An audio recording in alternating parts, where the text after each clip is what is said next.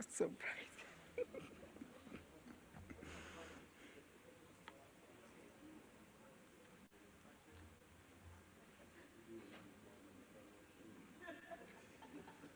Good afternoon, everyone. Everyone at the back, it would be nice if you could just join us a bit. So everyone at the back, please move a bit down.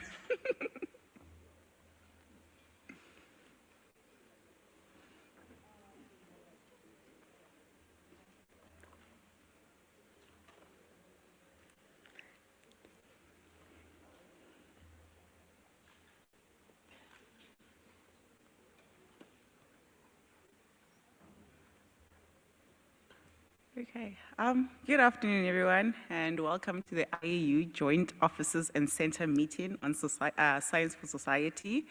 I am Dr. Joyful Mdluli, and I am from the Office of Astronomy for Development, and I'll be the moderator for the next 90 minutes. So we have gathered here today to explore the multifaceted relationship between science, more specifically astronomy, and society from diverse perspectives. In this session, we will look into how science can contribute to addressing global challenges, fostering innovation, as well as improving people's lives. This session is a joint meeting of the IAU offices and center. After much deliberation between the offices, we came together and decided that the one common goal we share is science for society, which is why we chose it as today's theme. We will be exploring how each office plays a role and how they can contribute towards society. So before we dive into the discussion with the various offices and center, we have invited three distinguished guests to join us so they can share their insights and perspective. So joining us on the panel, in addition to the office representatives, we have Dr. Khotso Mokele, Dr. Vanessa McBride, as well as Professor Deborah Almegren, who will be who will bring a wealth of experience and knowledge to this discussion. In the next 45 minutes, each of our panelists will share their insights on science for society. This will be followed by a dynamic panel discussion that will include a representative from the IAU offices and center and an opportunity for the audience to ask questions. As we know, science has the power to transform societies, but its impact depends on how it's understood, valued, and used. In this session, we aim to explore how we can harness science for benefit of all. To kickstart the discussion, I would like to introduce our first panelist, Dr. Khotso Mokele, who is the chairman of ACI. Dr. Mokele will be talking on science for society on the African continent based on his extensive experience and various roles all over the years. Dr. Mokele.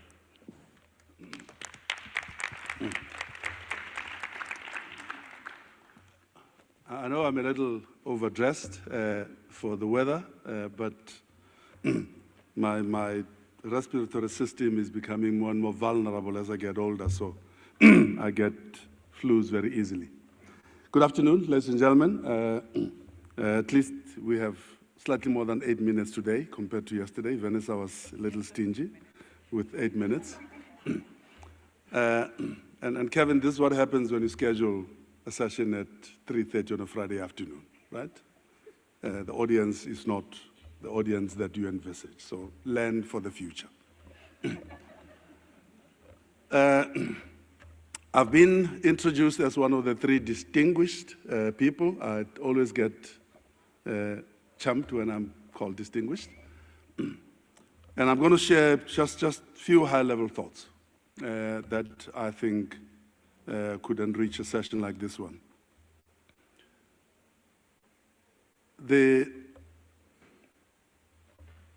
The world population is currently looking at three, amongst others, these are not the only three, major transformations that we have to find something to do with. We have a climate transition, and the world is kind of focused on it. The UN is at the center of it, and we're all trying to deal with it, with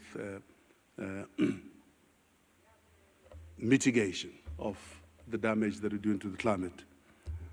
Amongst other things, I'm the chairman of an avocado growing and trading business, the biggest avocado trading business in Europe. And this year, regardless of which part of the world you're in, up until now, the fruit is half the size of the normal size of an avocado fruit.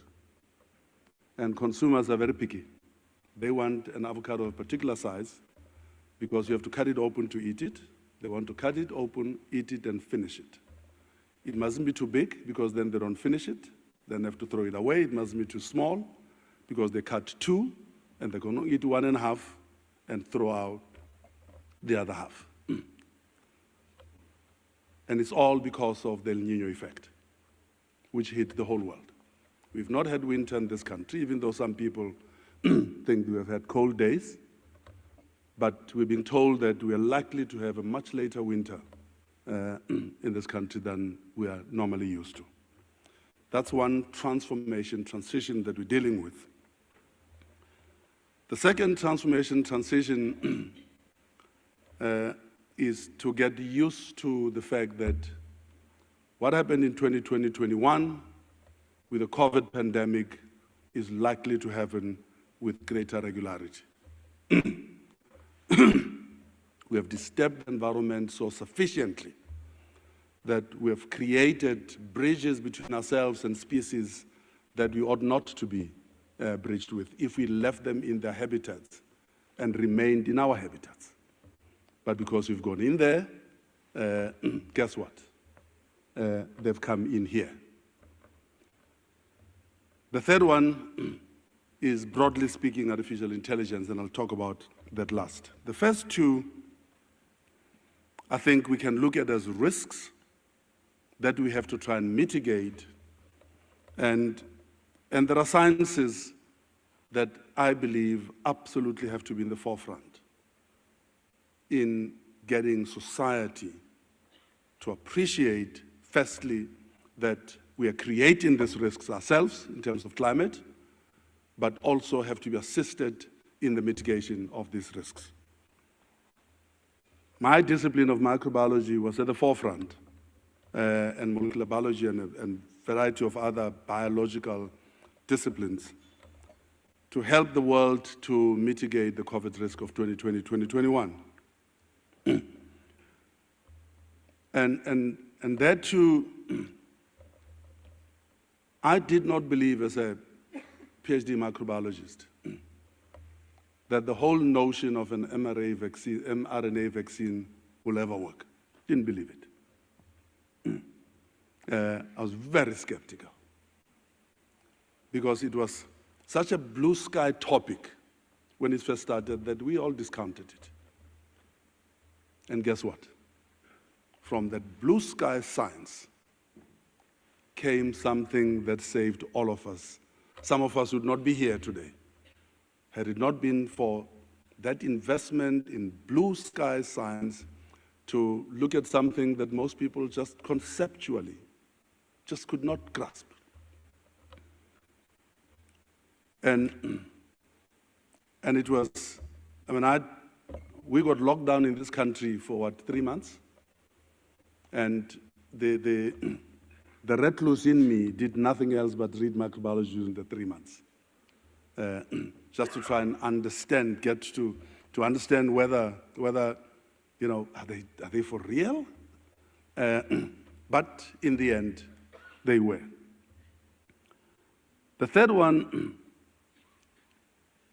is an opportunity, a huge opportunity for humankind, which is AI, which sadly in my continent, as I said yesterday morning, is both an opportunity but poses a huge risk. What risk does AI pose to us? When you live in a low science, high unemployment continent like ours, and you hear that jobs can be done from anywhere in the world, you know what's going to happen. You know what's going to happen in this continent. Those jobs will go to India, will go to China, will go to the US, will go to Europe, those that can be done from anywhere in the world. I did say yesterday that Americans, Europeans, Asians are readying themselves for maximum benefit from AI. And in my continent, the conversations have not even started. I was in Shenzhen, China, a month ago, and you go to Huawei, ZTE, Alipay, and they're very clear that they will not invest money in early work on generative AI. Wait for the Americans and the Europeans to do all the work, and they'll innovate from there. Very clear. But they say it without any sense of shame. That we're not going to. And I'm talking about, the telecoms network on this continent is based on the backbone of Chinese technology. Huawei and ZTE are the prime providers of technology, and they will wait, but they have a plan. They did that with genomics, pleaded to be part of the Human Genome Project. That I don't remember what Dr. Jameson might remind me what chromosome they were given. 21, I think. One chromosome. And out of that, they built one of the biggest genomic programs in the world, having been in that Human Genome Project with just one chromosome. So the topic of conversation today is how do we bring society into science and how to take science into society. And enough people in this room have heard me sing this song before. I was made to drink astronomy Kool-Aid a few years back, and I'm still drunk from the Kool-Aid. I can't do anything else except astronomy. I can't talk about anything else except astronomy. And the way I started, David Buckley is here sitting in front of me. When we were trying to raise money to build SALT, I was the boss, I was the CEO, and Bob Stobbe was the director, and David Buckley was the astronomer. And initial meetings, I would sit back, do the high politics that the CEO must do, and leave it to Bob Stobbe and David Buckley to talk the science. And having convinced me of the importance of the project, every time they spoke, they killed the project. They were so bad at talking up the project. They really were horrible. That's David sitting here. I got to the point where I said to Bob Stobbe, Bob, you're going to shut up now. I'm going to talk. When they ask me a question about astronomy, I'll ask you and David, but you're not fronting this project anymore because you're going to kill it. And we got SALT built, thanks to the microbiologist. I was in this auditorium 2 nights ago when Sean Proctor spoke.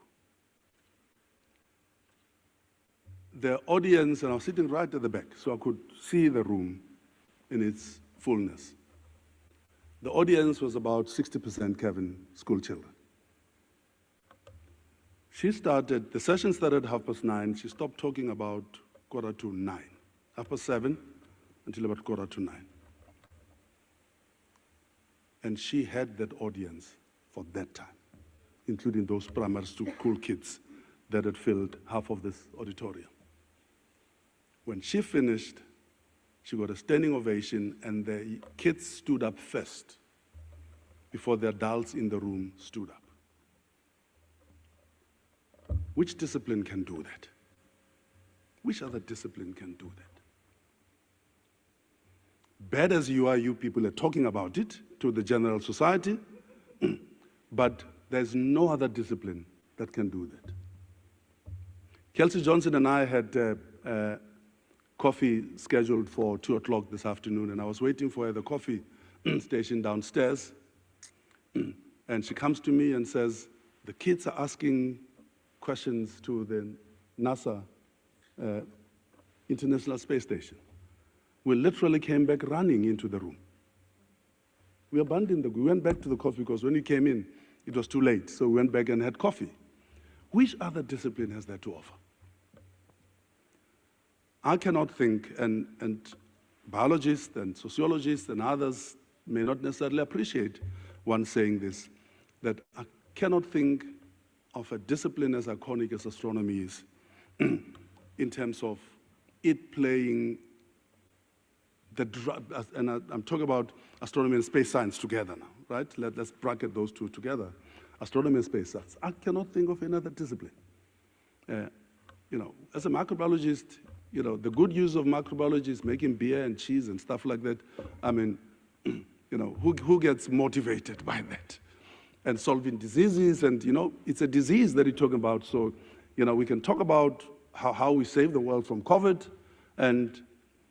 but you're not going to get young people to sit in an auditorium for an hour and a half and stand up and give a standing ovation after a talk like that. So I honestly believe that the world still is yet to experience more fully the impact of what this discipline of astronomy and space sciences can do to bridge the gap between science and society.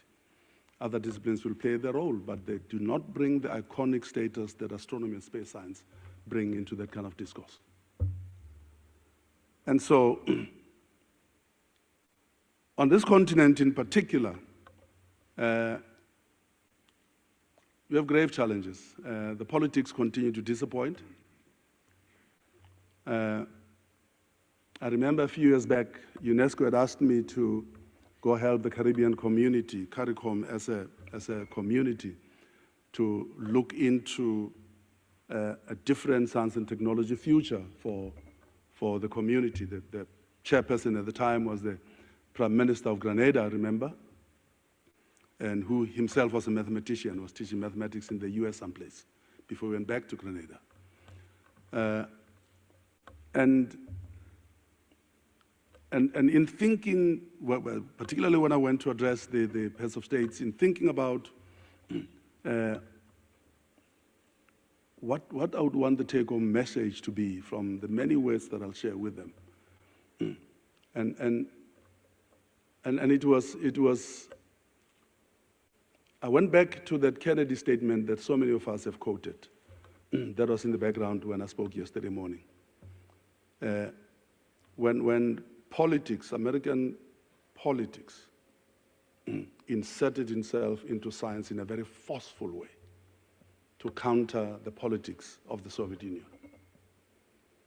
And in that statement, when people refer to that statement, at times they say, Kennedy said, we will land the man on the moon in 10 years and bring him back alive. But he did not say that. He said, we choose to. We make a choice. There's many other choices that we can make, but this is one choice that we're making. We try to get African governments to make that choice. In this country, up until 1994, we had an apartheid government that had made that choice. That science and technology was part of the backbone of the survival of that evil regime. If you understand the Caribbeans at all, you'll know that in Cuba, Fidel Castro had made that choice. Science and technology was part of the backbone of how Cuba is going to survive in the world with the big belly beast across the ocean from there. And so, but I worry that as the world harvests the benefits from AI, that's just going to create a bigger and bigger gap between the world and Africa. And that keeps me awake at night. And so, and I know AI is not new. Lots of people will tell us that. But generative AI, analytical and predictive AI has been with us for quite some time. But what's happening now is as equally exciting as it is scary, if you're an African. And the science and society topic becomes even bigger and bigger an issue for us. And we have to find a way to bridge that. Thank you very much.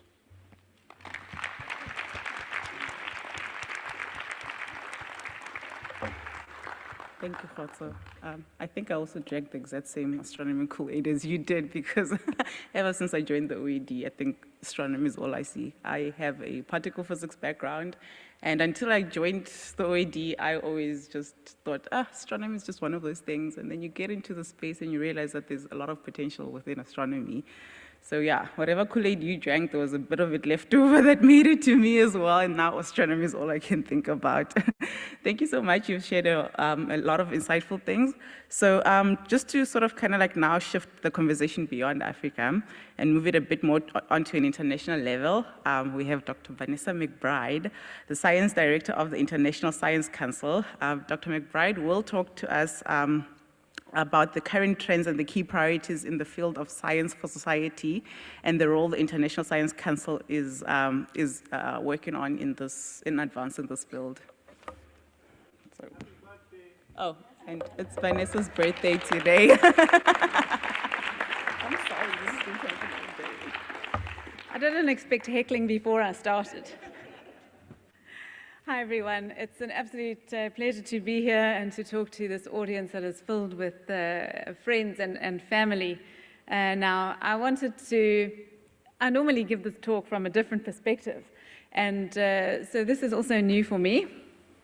But what I wanted to chat about today and to take the liberty of suggesting is that it's not about science for society. It's really about science being part of the fabric of our society. And that I want to try and encourage us to think about it as being woven into everything that we do. And at the International Science Council, our vision is quite simple. It's to advance science as a global public good. And a global public good, maybe it's quite evident from the phrase, but it means it's something that must be of broad benefit to the public. It must be free and accessible at the point of delivery. And providing that means giving scientists freedom to pursue research, but also to realize for us as scientists that that freedom comes with some responsibilities. Those responsibilities include performing our research rigorously.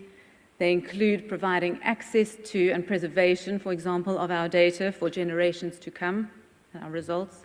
And of course, they include, for many sciences, ethical considerations in the way that we do science. So the International Science Council is actually a new organization, but it's based on two reasonably old organizations that merged just a couple of years ago in 2018. And I think some people in this room have played a key role in what brought this organization together. And the idea is very much that it was the right time to bring together natural and social sciences, which up until quite recently have always been treated as kind of separate streams of science. But I think given the challenges that Khotso has raised, the big transformations facing our society, it becomes all too evident that we can't make any progress if we just take natural science or technology on its own, without realizing how interconnected we are as humans, how our behavior influences things that become taken up. And so that's really a key consideration going forward. Just a quick overview to explain what the IAC is. It's an organization with many other organizations that are its members. About just over 100 or so of those are national and regional science organizations, so for example, academies or granting councils. And then 45, maybe 46 now, are international scientific associations or unions, and so the IAU is one of the members in that category. And then there are a bunch of other sort of partner organizations that we work with.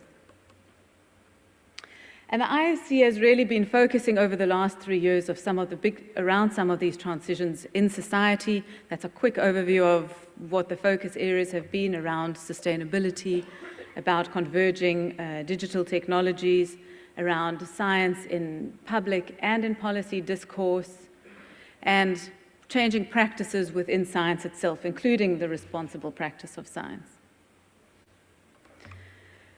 And it's very much focused around sustainable development goals.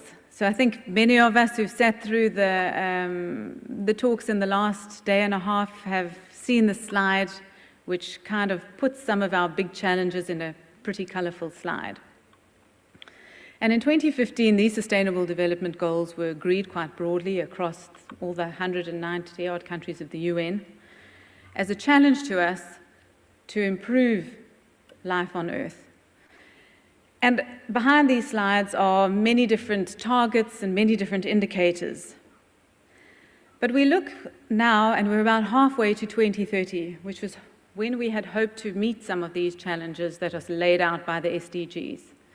And if we look at the challenges and these targets and indicators, we find that quite a few of them are really off track. About 85% of the indicators are off track. A few of them have even regressed. And of course, that's due to some of the very difficult issues that the world has been facing. Some of the challenges that we face are around global conflicts or localized conflicts. Some of the challenges are around the challenges of mental health pandemics that have come as a result of other pandemics. And all of this is now set against a backdrop of changing climate and having to mitigate the impacts of that. A few months ago, the IAC worked with UNEP and with a large number of our members, the IAU included, to look at what are some of these big shifts that are happening. And this is just to flavor these sort of 8 shifts that are happening globally over the next sort of 5 to 30-year timescales. You can see some of the things already mentioned: humans and the environment being in flux, scarcity of resources, AI and digital transformation, a new era potentially of conflict, forced displacement, maybe due to conflict, maybe due to climate, persistent and widening inequalities, misinformation, polarization, and of course things like diffusion of governance. So this is one of these kinds of projects that's had a large amount of input into it. So how do we really bridge the gap between knowing these things and knowing the science we do and preparing for a future that needs to be resilient and that we have to take action in on some of these really big challenges and both positive and negative transformations? So I'm just going to give one example here from the IAC that we think could work. I know in the last couple of days you've sat through many other examples of ways of bridging those gaps. One way has been to take a leaf out of the book of big science. Big science like the kinds of research infrastructures like the SKAO, like CERN, like space missions, and to think about doing science in a different way, where we, instead of having the typical sustainability sciences funded by small grants with individual PIs and with limited impact beyond a research publication, to think about bringing these big groups of funders together, to think about bringing groups of natural and social sciences together, interacting with civil society, and to co-design these research projects. So this is a bit of an experiment from the International Science Council with some partners, which aligns with our decade of science for sustainable development. And it looks at can we flip the science model? Can we change the way we do sustainability science, taking some of these learnings from big science and research infrastructures like astronomy? How is this related to society? Well, I think it's related just by the fact that it's really embedded in society from the start. It involves all of us stepping outside of our ivory towers, outside of our universities, and engaging with the science in a way, with the society in a way that we may not have done before, so that we co-design and develop integrated science from the ground up. So to conclude, I think I also just wanted to raise this point about misinformation, polarization, and of society. And the fact is that a couple of years ago, surveys have showed that there's increasingly less trust in public institutions. Trust in science still seems to be reasonably unaffected and at quite a high level. But this proliferation of digital technologies, our access to social media, means that many people can get hold of misinformation and disinformation. And so what is our role then, really, in creating a society that can trust its institutions and trust in these processes? And it's very much to embed that science within the fabric of society. so that the children who are here today, being able to ask the questions to the ISS, they know how science works and they're comfortable with it growing up. So that the people who become policymakers one day, science is so embedded that it's not a question of questioning experts. And I think that's really one of the strengths of the IAU and of astronomy in general, is that access to science is becoming embedded in society through the work of the IAU, through the work of the offices of Astronomy for Development, of outreach, of education at both levels, and at policy level now. And we can really see that science becoming part of the fabric of society. So I'll end there and look forward to hearing from the next speaker. Thanks.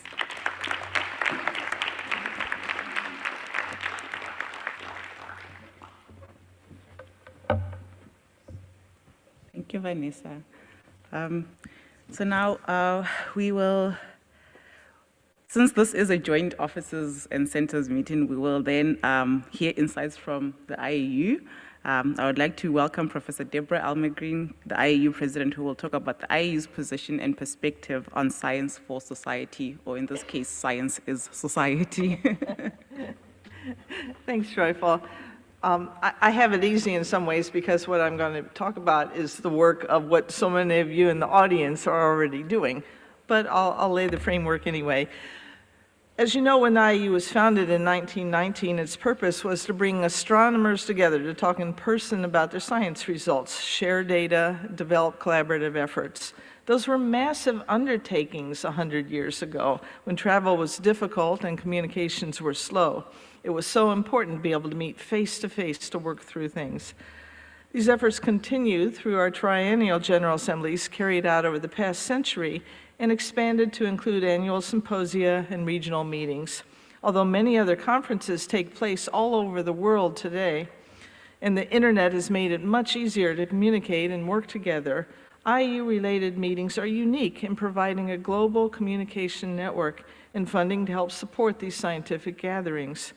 The ongoing work of the IAU, as you know, is carried out through the Secretariat, the Executive Committee, our 9 scientific divisions, 38 commissions, 44 working groups, our offices and center, along with our nearly 13,000 individual members from 90 countries. What an opportunity to do good in the world through all these people working together.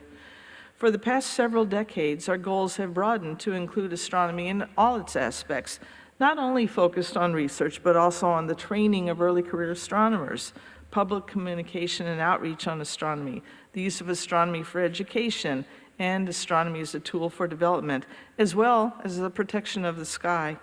The common thread for all of these activities is appreciating our shared sky through collaboration, bringing together diverse communities. Thus, IAU efforts are intricately woven throughout society, and we believe astronomy can be used to foster new activities in so many ways. We're approaching the halfway mark for the IAU Strategic Plan for 2020-2030, whose goals encompass our mission to promote and safeguard astronomy in all its aspects, including research, communication, education, and development through international cooperation. The goals are to lead the worldwide coordination of astronomy and fostering of communication and dissemination of knowledge among professional astronomers, to promote the inclusive advancement of the field of astronomy in every country, to promote the use of astronomy as a tool for development in every country, to engage the public in astronomy through access to astronomical information and communication of the science of astronomy, and to stimulate the use of astronomy for teaching and education at school level. Along with these goals are numerous new action items in the strategic plan to further our efforts, in addition to continuing our ongoing scientific meetings and the work of our various IAU bodies. We have functional working groups on standards and on astronomical names so that we provide central references for the world. Our recent midterm review indicates that we're progressing well on meeting our goals, and soon the next executive committee will be working on a new strategic plan for the next decade. Astronomy is rooted in our histories and cultures and connects us all. The latest advances of telescopes such as Gaia, the James Webb Space Telescope, and Meerkat invite big thoughts about our place in the universe and our fragile Earth. The excitement and awe that astronomy generates is evident, for example, in the IAU 100 activities 5 years ago, in which over 5,000 registered activities in 143 countries facilitated the direct involvement of 5 to 10 million people, with an estimated media reach of over 100 million people. Astronomy is thus a natural hook that provides a gateway to the public's and school children's learning more and more about science and technology beyond astronomy. Knowledge is the key to generating opportunity, and a scientifically and technically literate society will bring advances for us all.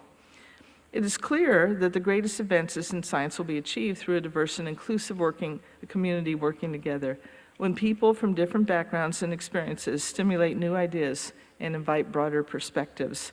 That principle is embedded in many of our IAU efforts. We have executive committee working groups on women in astronomy, on equity and inclusion, and on junior members. Our IAU Springboard to Action stems from IAU Symposium 358, held in 2019, which provides recommendations for best practices. Our code of conduct, including ethics and anti-harassment policies, apply to all of our activities. We support astronomical activities for the hearing impaired and sight impaired. We also award prizes for PhD dissertations, postdoctoral fellowships, and prizes in outreach, development, and education. These all support our goal of making everyone feel welcome in the field. Many countries have decadal or multi-year plans for advancing astronomy, with efforts such as the Hubble and James Webb Space Telescopes, ALMA, SKA, and extremely large telescopes. International cooperation is essential. We have an executive committee working group on global coordination to help foster discussions about key collaborative efforts to further these multi-billion-dollar observatories and missions. We also have an executive committee professional amateur working group to set up joint projects where amateurs can play key roles in surveys and monitoring efforts. So how is it that astronomy in particular can advance society when it sometimes seems so esoteric to the public and school children? Well, Katsu already pointed out that everyone loves astronomy and makes everyone excited, but what can it really do for society? As we all know, investments in basic science and technology lead to often unforeseen benefits to society.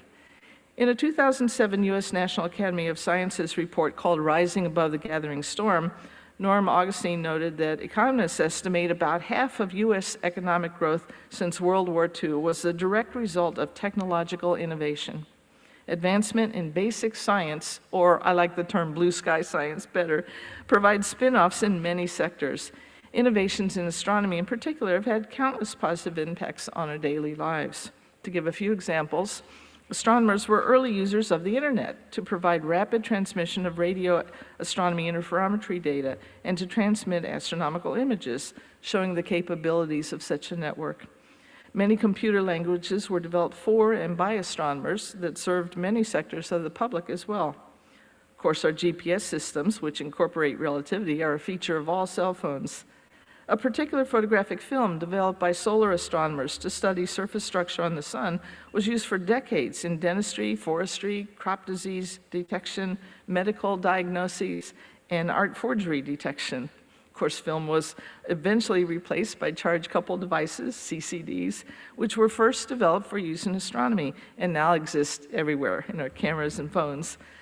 The technology used in aperture synthesis developed for radio astronomy is also used in medical CAT scans and MRIs. Since the tools and techniques of astronomy are applicable to a wide range of fields, training our young people, whether in K-12, college, graduate school, postdoc, or early career astronomy, helps all of society. Not only do we prepare the next generation of scientists, but we also contribute to many of the UN Sustainable Development Goals through these efforts.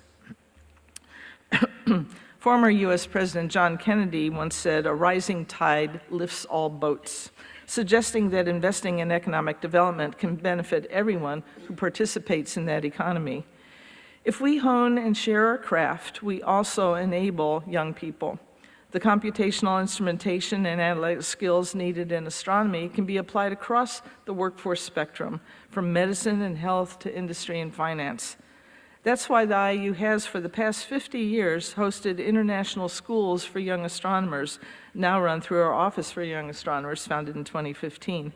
Training expanded last year to include the IAU hands-on workshops for early career astronomers, particularly in less developed countries.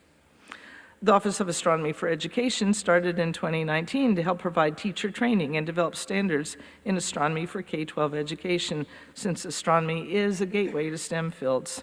It has over 300 national astronomy education coordinators with 5 regional centers and 3 nodes, and has hosted annual workshops to communicate and discuss best practices. The Office of Astronomy for Development, our first office, was founded in 2011 following the IAU Strategic Plan 2010-2020, Astronomy for the Developing World, building from IYA 2009. Its 11 regional offices and centers have helped coordinate over 220 projects under the flagship efforts of Astronomy for Mental Health, hackathons advancing computational skills, and astrotourism impacting local economies. The Office of Astronomy Outreach soon followed in 2012, now with national outreach coordinators in over 100 countries to carry out projects on women and girls in astronomy, telescopes for all, and communicating astronomy with the public, among others. The launch of satellite communications constellations spurred the start of the Center for the Protection of the Dark and Quiet Sky from satellite constellation interference in 2022, with 4 hubs to work with industry and technology, policy, observations, and the community, and has hundreds of partners in these efforts. It's working within the framework of the United Nations Committee on the Peaceful Uses of Outer Space, and it's already yielding positive responses from member countries. The projects and efforts of all these offices and centers, as we'll be hearing more about, present opportunities for the global community to become more aware of and engaged in learning and appreciating science, and ultimately that will bring brighter tomorrows for us all. In a time when science is sometimes mistrusted in societies, as Vanessa was just pointing out, it is critical for the IAU to continue to share astronomy with the world. We have a rare opportunity with this General Assembly in Africa to continue with the Grand Vision 2024 laid out by the National Organizing Committee, to bring all Africans into the mix and to showcase Africa into the world. Let's all continue to work together for the advancement of astronomy towards the betterment of society. Thank you.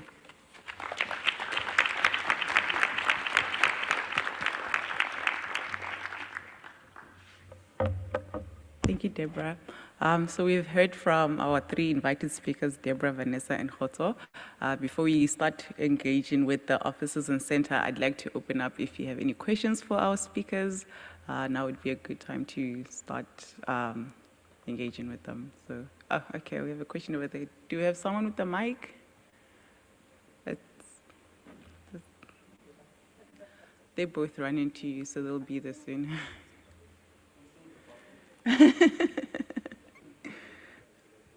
Right there.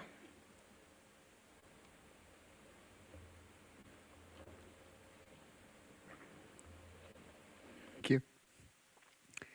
Now, Dr. Khoto Mongele just inspired me to question to what extent science is really global in practice.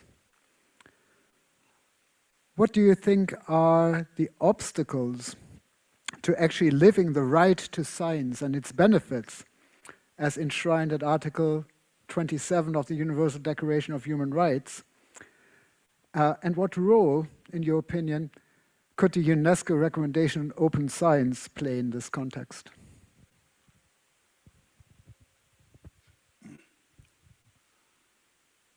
So that open science resolution of UNESCO, I was part of the initiation of the African Open Science initiative, as you know. And I suppose, let's go back to what Vanessa shared with us. And that we have hitherto treated science almost the same way that the Roman Catholic Church treated monastic activities. In the Roman Catholic Church, if you surrender to the church, you leave home, you go into the monastery. When you die, you get buried by the church, not by your family. And when science started to evolve as a human enterprise, the science enterprise got separated from society. We did the separation because we thought we were better. We thought we were the clever, the more enlightened, and so we kind of began to separate ourselves from society. People call it the ivory tower, right? We kind of migrated into the ivory tower. We even took pride.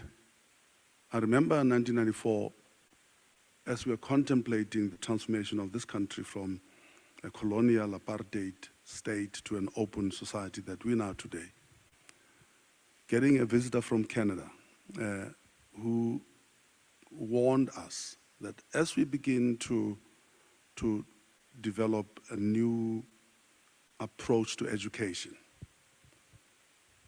we must step away from the Anglo-Saxon, I remember that's what he said, conception that you need special God-given talents to master the basic understanding of mathematics and science. That if we are wise, we'll adopt the Asian conception of science that says that each and every child is born with the innate ability to understand the basics in science, and that ability is taught out of them by the schooling systems.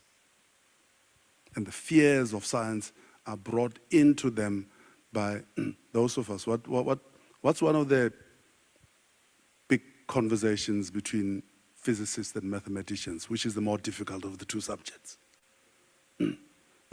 You take pride in taking a subject that you are the master of, that your duty is to make others understand and become comfortable with. And you take pride in it being difficult. You take pride in kids failing it because that proves how smart you are. So that's why I'm saying that we almost took a monastic approach to it, and that the ivory tower was for us, the smart ones, the clever ones, the ones with this God-given talent. And we do that in disciplines as well. Every time somebody tells me about chemistry is difficult, I have no idea what the hell they're talking about. It's so easy to me, right? But to the next person it's difficult. So what's my role and duty? My role and duty is to enable others to feel as comfortable with it as I do.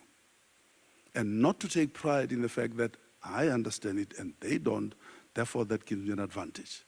And so the open science concept, and so it's the microbiologists who work with David Buckley and Bob Stovey, but could be a sociologist or a political scientist. I think bringing, breaking down the disciplinary boundaries. Of course, work is going to happen inside disciplines, but the whole notion that we ought to start, and I know that's what Dr. Mae Jemison said yesterday, that we have to think beyond multidisciplinarity or interdisciplinarity. We have to start thinking about transdisciplinarity. We are involved in one central exercise. And our role, fundamentally, our role and duty, yes, is to earn money to feed our families as the best scientist in the world, the best footballer in the world, and so forth. But if we miss the point, and it's going to come back and bite us. It is going to come back and bite us. Those avocado growers now, who, because we are not empowering them with information on when best to plant the avocados or whatever crops that they're growing, as they're hurting now. All other farmers in the world are hurting now. What role are we playing as climate scientists, as plant scientists, as horticulturalists, to empower those societies to be able to make wise choices for themselves and for their families and for their societies?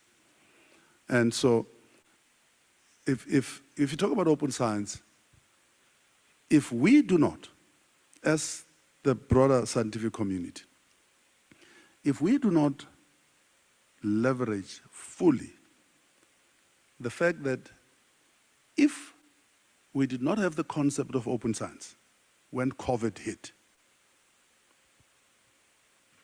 And already the platform is laid for people to say, you sequence and you dump your sequence into a common platform.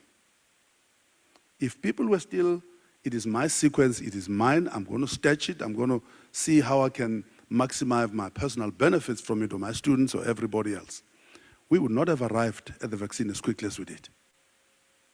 It is that open science concept where you identify it from a patient, you sequence it, send it to a central repository. And that way, it was very quick for the world to know where the different clades are playing, where the different... and so we have seen open science in action that saved us from the abyss of COVID. If we step away from that and we don't maximally leverage that, we will deserve what will happen to us. Thank you very much. There's the mic behind you, David.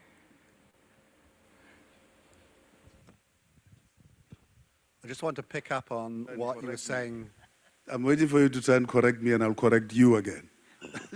Well, I'm reminded of the joke about the astronomer, the microbiologist, and the avocado planter who walked into a bar, but I'll tell you that later. What I wanted to pick up on, Kotso, was your worries about generative AI in Africa, but I would like to widen it to say it's a threat globally, in my opinion. And you probably saw an opinion piece or a comment by Jack Dorsey, the founder of Twitter, warning that we're now in that phase of AI where it's going to be impossible to determine whether something is real or not. And I'm talking about, like we're all familiar with in astronomy, about image processing and manipulation and so on. So I think that, in my opinion, that presents a huge threat globally, because many people just rely on what they see on the internet and what they see in Twitter and social media. And, you know, we've seen how that has had a major impact on denialism, on skepticism about the whole COVID pandemic. And I really think that that is something which is a looming worry for the world. I suppose that's a comment, David. I don't think Comment, you yeah. necessarily want a response from me, but so if the way you position it still leads me to the same fundamental conclusion that readiness of nations and societies to know what to do with it becomes very important. And a country like Nigeria, and I'm talking from a telecoms experience now, 60% of, and we all know Nigeria, it's that there are few people in this world who are as innovative as Nigerians are, both for good or bad, right? 60% of MTN's revenue in Nigeria now is from voice on 2G phones. So we have 60% of Nigerians who don't have smartphones yet. So they can play in the internet-based system because they don't have access to internet. And if you superimpose on that reality, and it's worse in the Congo, it's worse in other parts of Africa. If you superimpose on that the capabilities that are sitting in what you get out of 3G, 4G, 5G, and 6G now, I mean, the gap only gets wider and wider and wider. Now, whether Gen AI is used for good or for bad, whether, you know, that's something that sociologists and others will assist us to come to terms with and comprehend. But and my biggest disappointment, I mean, is how certain societies understand their own self-interest. And one way in which societies express self-interest is who they vote for into politics, right? Because that vote is driven by self-interest. But if you're going to vote for somebody who will continue to impoverish you, it's either you don't understand that you've been impoverished by these people, or you love Nelson Mandela so much that you think that if you're impoverished by Nelson Mandela's political organization, it's a badge of honor, right? I don't know what works in that kind of mindset. And so, so I honestly think, David, that the African continent cannot even enter this conversation that you're raising, because it's just so far removed from us as a general topic of conversation. Thank you, Khotso. Okay, I will stop now and... Sorry, I have a question before you go. Wait. I raised my hand earlier on, but I'm over here. Okay, yes.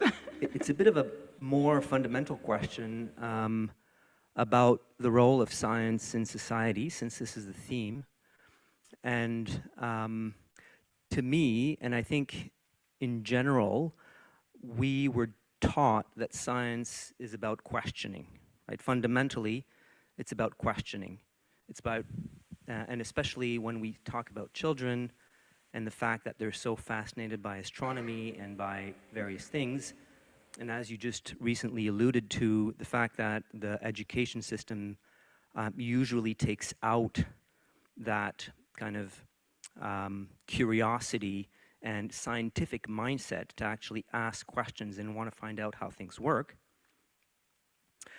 I think what we saw during the pandemic in 2019 and 2020, and this touches on what Dr. McBride talked about in terms of misinformation, disinformation, using science and weaving science into the fabric of society. We saw a hijacking of the label of science for political means and political ends, and we saw a huge amount of disinformation being generated from those that had hijacked the label of science in order to get a political agenda across. So my question to all of you is, how do we guard ourselves from this kind of hijacking of quote-unquote science to actually suppress questioning and suppress scientific thought and scientific discourse? That's a really important question, because I think it's just going to get worse in time. Yeah, I think it's a super important point, because at the same time, you're right, we don't want to suppress that kind of questioning. And I think my opinion is that we're at a kind of a tipping point, because, you know, we have access to all this information. Lots of people are going online to do their research, but maybe not with a full understanding, you know, of the scientific system and methods and how experts became what they are because of the fact that we've been in these ivory towers or doing science in this monastic way. So we really have to almost start from scratch, you know, teaching science in a new way, in an embedded way, while at the same time combating at a higher level or at a more advanced level, you know, these kinds of issues around what is good questioning and where do you go off the rails. I don't think it's an easy solution, but I think it is a solution that requires a long-term intervention. Yes, please go If I ahead. may just add to that. So, hello, Markus Pössl, Office of Astronomy for Education, because you raised the point of education. And my answer is a little bit more of a lament, because I heard quite a number of points that touch upon this earlier on. Khotso rightly pointed out that we do have with astronomy something that can serve as inspiration. I'm not sure I like the term Kool-Aid there because of the associations, but certainly something that we know that if you put an astronomer, or of course better an astronaut, but those are more scarce, in front of children, there is going to be some interaction happening.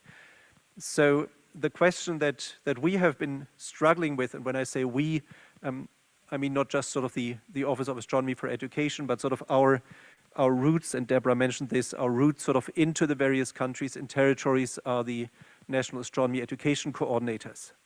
And those are really volunteers. They are in their communities. For quite a number of them, this is the only connection to the IAU. So in many countries, particularly in countries where the professional astronomy community is emerging in some way, in those countries, the National Astronomy Education Coordinators are educators, teachers, sometimes amateur astronomers. So the connection with the IAU that the IAU has enabled by founding the offices, and obviously I'm biased here, but I think that's anything but a given that an international organization at that level not only talks about these matters, but really invests in creating an infrastructure.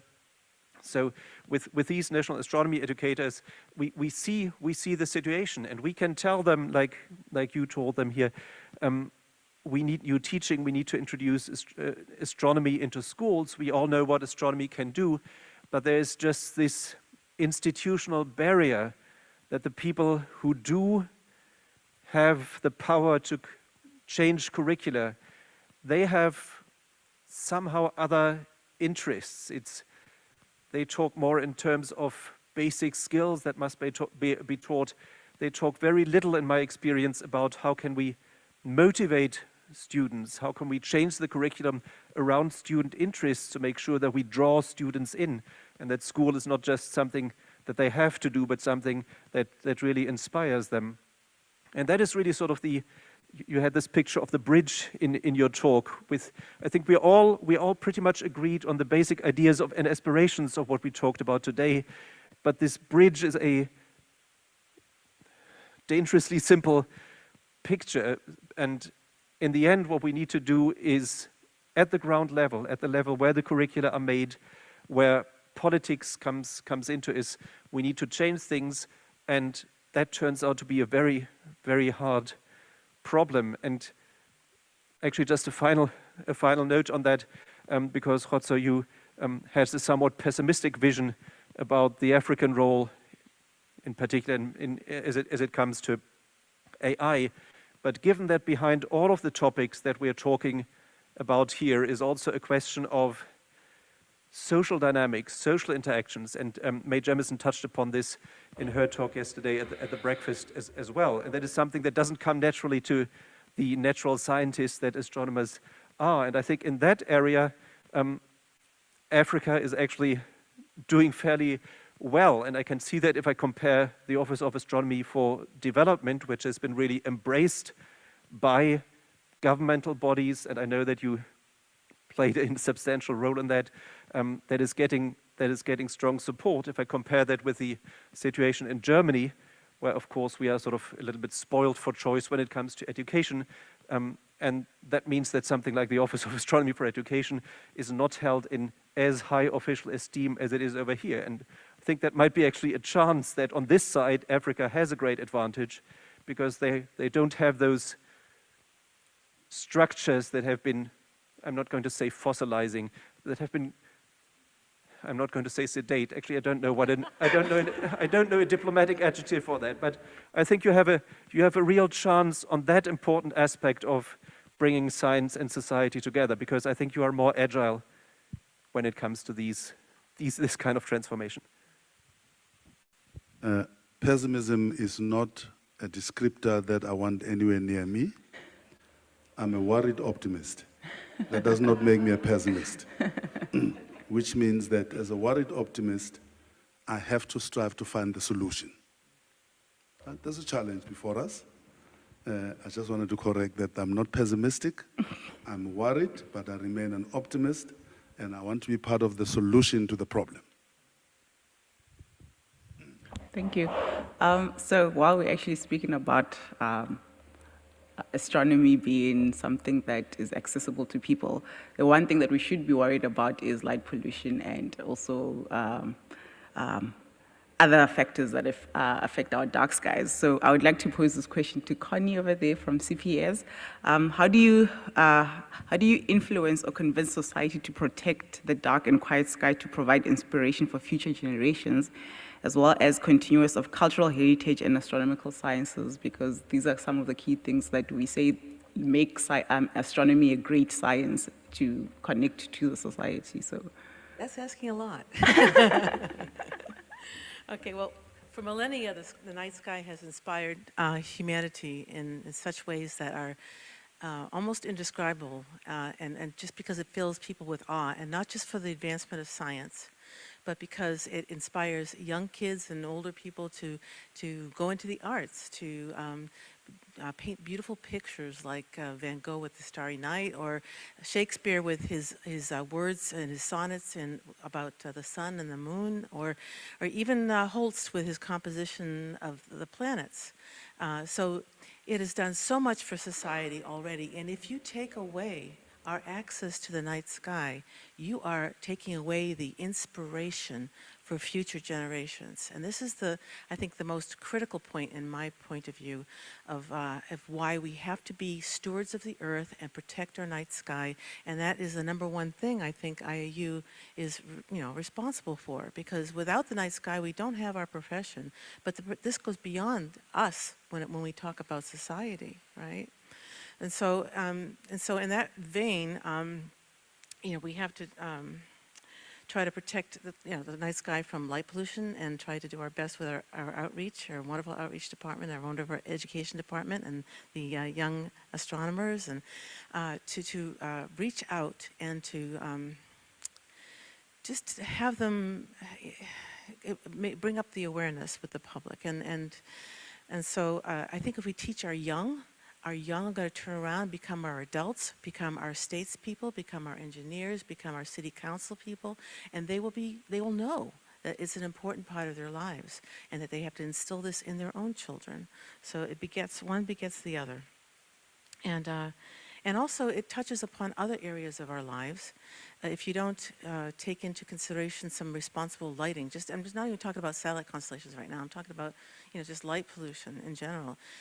If you don't take it in light responsibly, then you're actually affecting your own human health, because it has consequences to your circadian rhythm, which has consequences to leading on to other diseases.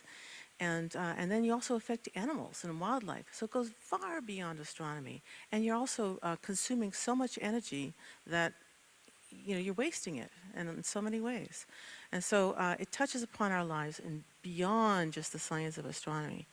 And then when you get to things like the impact of satellite constellations, and that's getting into even the cultural, and it does with light pollution too, but it gets into our cultural perspectives. It touches upon the religious culture of various indigenous communities, for instance, and that's a very important thing. You're going to see more moving stars up there in the next few years than you actually see stars that are fixed. Okay, it's going to come to that point, and it's going to affect us in those particular ways. And you're going to have also, it'll threaten we don't even know how it's going to threaten animals right now in terms of their habits and like their mitigation and stuff like that. And it already does in terms of light pollution, but we don't even know if you're changing the landscape of the stars in the sky and they're moving around, what about animals that have to use them for migration? I mean, there's so many things we haven't even thought about yet that we have to think of beyond our own field. And also, you have an environmental impact of when the satellites get to deorbit, they're going to actually contaminate the atmosphere. The aluminum that is placed in the atmosphere is going to change, have effects on climate change.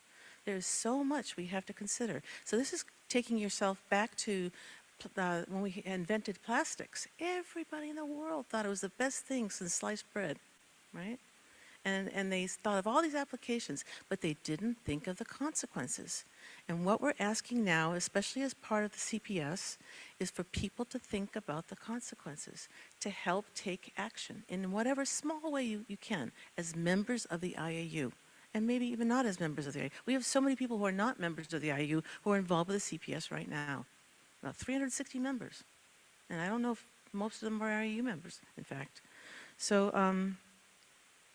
so we have a lot to consider, and I hope you guys will, participate and help us get to those solutions. Because just like you had said, we want to be part of the solution. Okay. So thank you. Is that okay?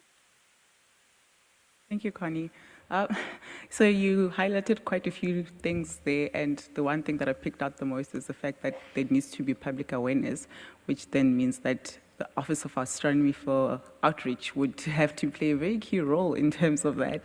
So, Kelly, I would like to pose the question, how can public engagement with astronomy change people's perceptions about the Earth and our universe?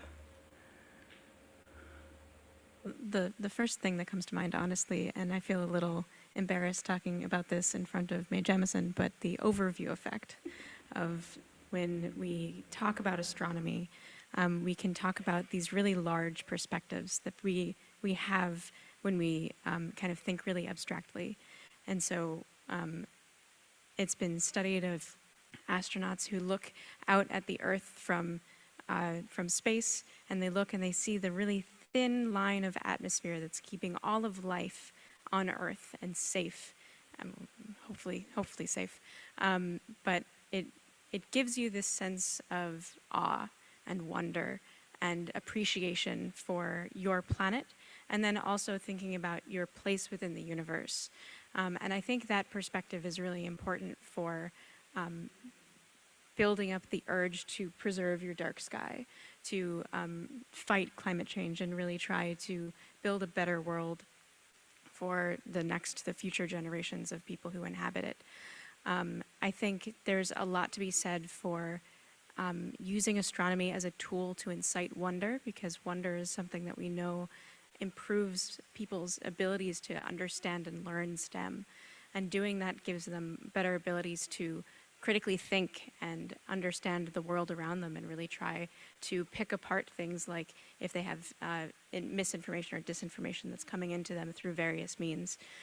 So I think astronomy gives us this tool and perspective to really move toward a world in which people really understand what their place is inside of everything.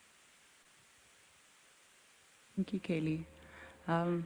So listening to what you're saying, a lot of focus is mostly on the public, but then if we come back to our early career researchers, so this would go to the OIA question, is there a best strategy that can attract early career scientists to activities that are focused on society and still have them be passionate about their astronomy research?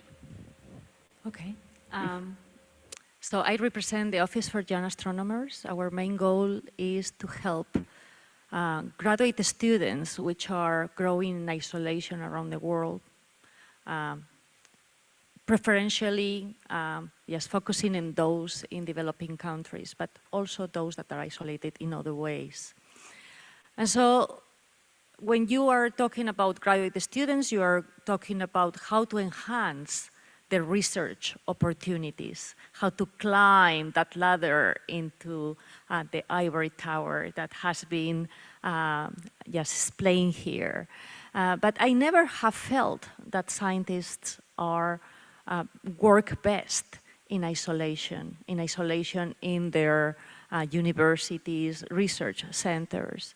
So since I came into the office and I have come in contact with new generations of research students around the world, one of the things that I try to understand is the cultural diversity that research in those countries comes with. And also to try to enhance not just the hardcore scientific topics that they need to master in order to just attain their degrees, but to also master soft skills that will be important in their professional careers, both for advancing their research, but also for communicating with everybody else, because we are also part of society. And so I was actually very interested by the question on how we prevent being hijacked. And my first reaction is let them come and try to hijack me because I'm going to hijack you back. And this is actually something that we try to convey in these soft skills type of workshops. Is just, yes, master the hard, difficult part of science. You have to master the language, the mathematics, everything complex that makes us advance the science. But at the same time, you have to be able to explain what you are doing in simple terms so that everybody can actually understand what they are funding. I mean, we have to explain what we are doing in our final end of research to those that fund our science, and that is society at large. That's not just the policy makers, is your neighbor, is your grandnanny, is everybody who should be able to understand what we are doing with their precious resources. So I will say one of the things that we need to imprint on our relationships with other people in society is that we are accessible, that we actually can talk to everybody and make ourselves be understood in what we are trying to achieve. So I'm basically trying to transmit that to the new generations because I have great hopes that a lot of the problems that we face right now will be solved by the younger ones. Thank you, Itzia.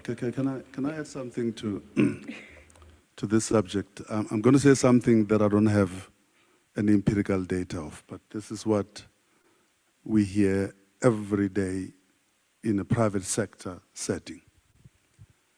That corporations the world over must prepare themselves for the Gen Zs who are going to think very differently about work.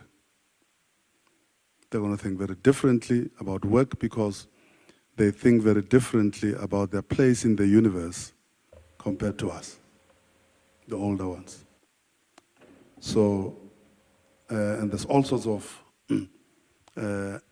suggestions as to how to deal with this issue of lifelong employment by one employer is not on their cards. They'll come in, they'll challenge you, they'll accept a job because of your sustainability policies and stuff like that, and so they'll think very differently. To them, it's more than just, I'm going to work there and I'm going to get income. So they look at the place of work as how am I going to fulfill my duty as a global citizen, because they also don't think in nationalistic terms. That being the case, and I don't have an answer to what I'm going to say. One of my challenges when I was the president of the NRF, I don't know whether the challenge has become better or worse, as you work incredibly hard to fight against the system that says, don't divert the money from the white historical institutions that used to be the beneficiaries of this funding by diverting some of it to bring in black people into the science enterprise. And those are discussions and debates that one had all the time. And then you train the black ones. And as they finish their PhDs, they don't want to do astronomy or microbiology. They want to do outreach. So you end up training but not changing the demographics of the research community, because they finish their degrees and out they go, because they feel better challenged. That's where they want to live their lives. So the question is, who are going to be the classical astronomers 10, 20 years from now? Are they going to be there? Classical astronomers who will, so to them, it's going to be so blended. They're not going to make the separations that we separate, that there is those who become researchers and those who become public outreach people. And the public outreach ones are the ones like me who are very bad microbiologists, who are not going to really make it as a microbiologist. Therefore, somebody's giving you a parachute to get out of microbiology into bureaucracy, and you start wearing silk ties and stuff like that, and think you're important. I think we ought to think more carefully about who is going to be taking over from your good selves as astronomers of the future. I just have a sense they're going to be very different from you all. Just to add to that briefly, I think part of what you said about Gen Z looking at things differently, I was wondering whether that means that the science system itself needs also to change, because we need to get away from this, those who can't do outreach, right? We need to get away from that, and we need to realize that outreach and education are an integral part of science, and that somehow needs to be reflected more clearly in the way of what we value when we follow people along the different sciences, stages of their science career. So currently it's still very focused on how many peer-reviewed articles in what journals and so on and so on. And then at the end of the career, there's this rather absurd version that suddenly those whose main qualification was publishing peer-reviewed articles are the ones who are now given the positions where they have the power to lead teams, whether they can do so or not, to become institute heads, whether they're qualified to do so or not. So I think we need to broaden the scope of what it means to be a good scientist, and maybe that is going to go some way towards alleviating the problem that you're alluding to. Thank you. Yeah, I would like to say that from just doing a non-statistically robust survey with our students that come to the schools of young astronomers, who are starting graduate students, a lot of them come with an interest not to do classical astronomy. And I say, that's good. I mean, we need all sorts of people. I haven't worried so much about ethnicity segregation in their choices, but I will say we need all sorts of people. We need people to just go into education, to go into outreach, to go into pure research. And I will say most pure researchers, we do some outreach as well. So a combination of those things definitely are needed. And I do think that the way we evaluate scientists and what we believe is the gold standard for a good scientist as a researcher employed by our institutions does have to change. But I believe that will be changed by the next generation. Thank you, everyone. So I'd just like to step back and go back to one of the slides Vanessa had where it says Science and Society. So this will be directed at the Office of Astronomy for Development. So one of the key things that the OED does is fund projects for people in different parts of the world and communities. So the question is, how does the OED build capacity within local communities to sustain astronomy-based projects and initiatives beyond the initial project phase? Because the OED gives a seed grant, so how do you then sustain this projects? And then this ensures that there's a long-term impact and ownership from the people who submit proposals for funding. Very difficult question, but You're give welcome. it a go. Look, if I just want to first take a step from the question, throughout this week I've attended a number of sessions, and one thing that I realized in attending the sessions is that the IAU actually made a very good decision in establishing the Office of Astronomy for Development. I think that was something that was very crucial, and the reason I say that is because now, instead of astronomy infrastructure being the one that motivates the further growth of astronomy, is actually astronomy for development that does that. Because once the policymakers and all the people that you want to fund all your big instruments can see what astronomy can do for society, and that, as scientists, we've put people back, at the center of what we do, then that puts back into the astronomy, and then people say, hey, wait a minute, let's give these astronomers the money to be able to build this big, infrastructure that they want to build.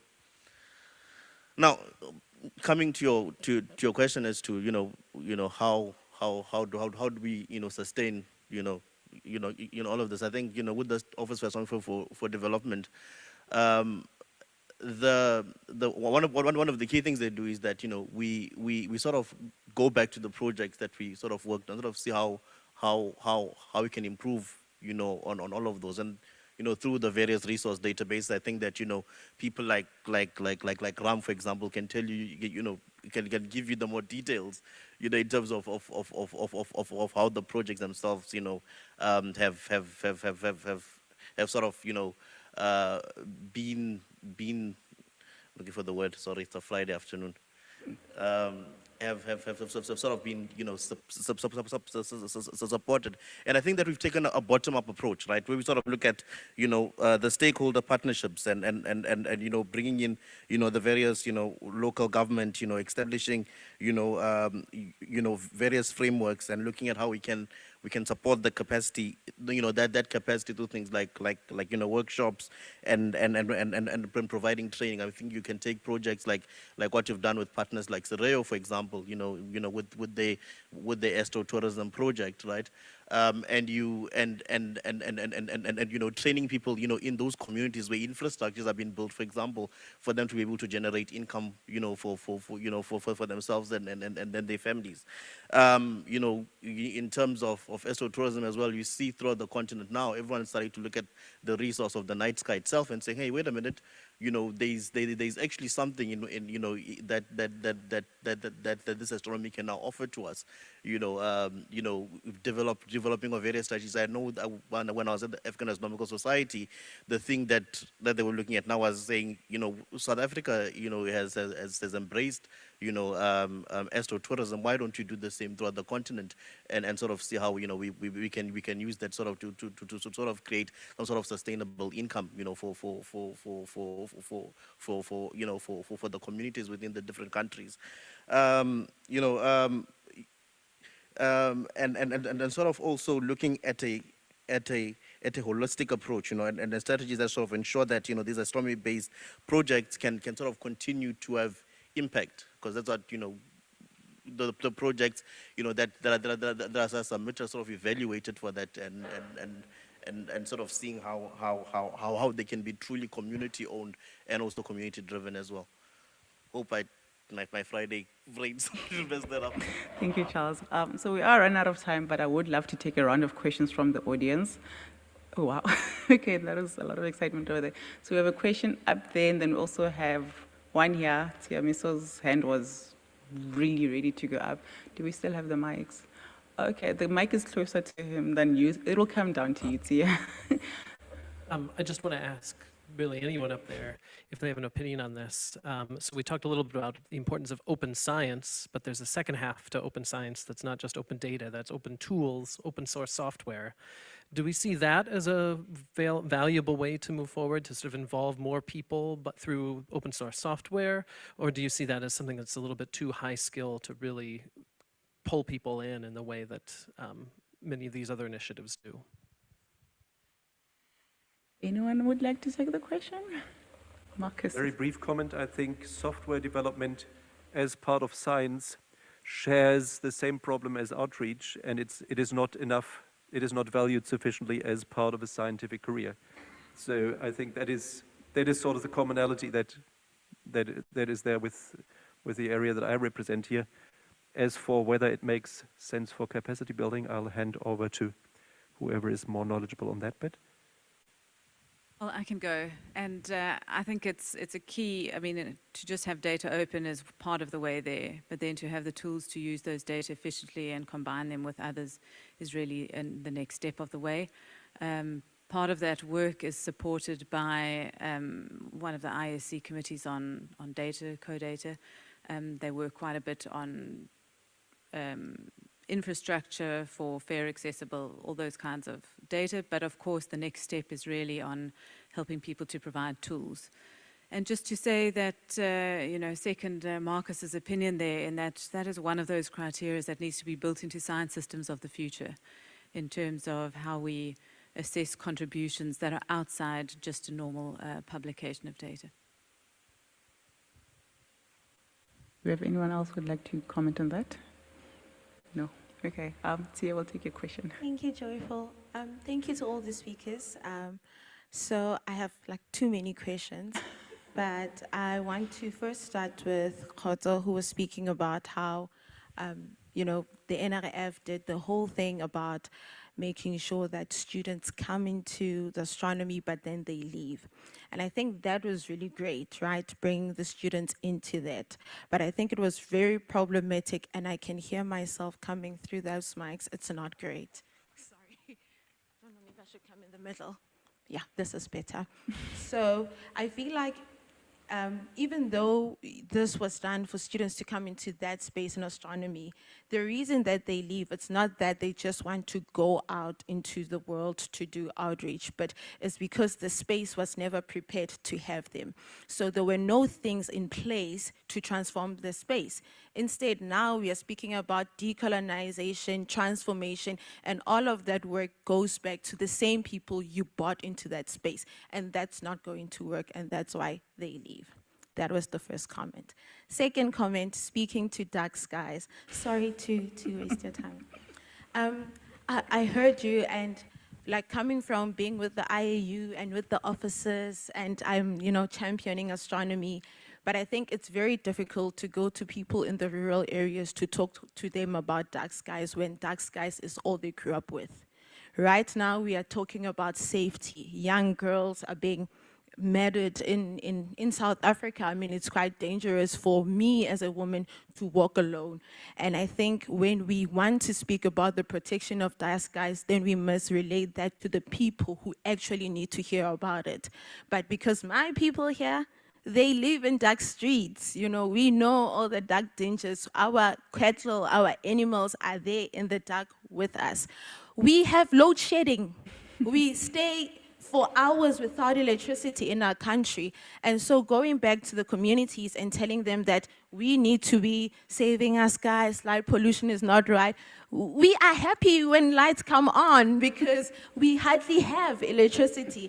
And I think that the framing of what we mean about the protection of our dark skies needs to really speak to people who are polluting those dark skies. Thank you. Can I respond to that? Yes, Connie, please go ahead. No, I'm going to respond to that. Thank you for a second.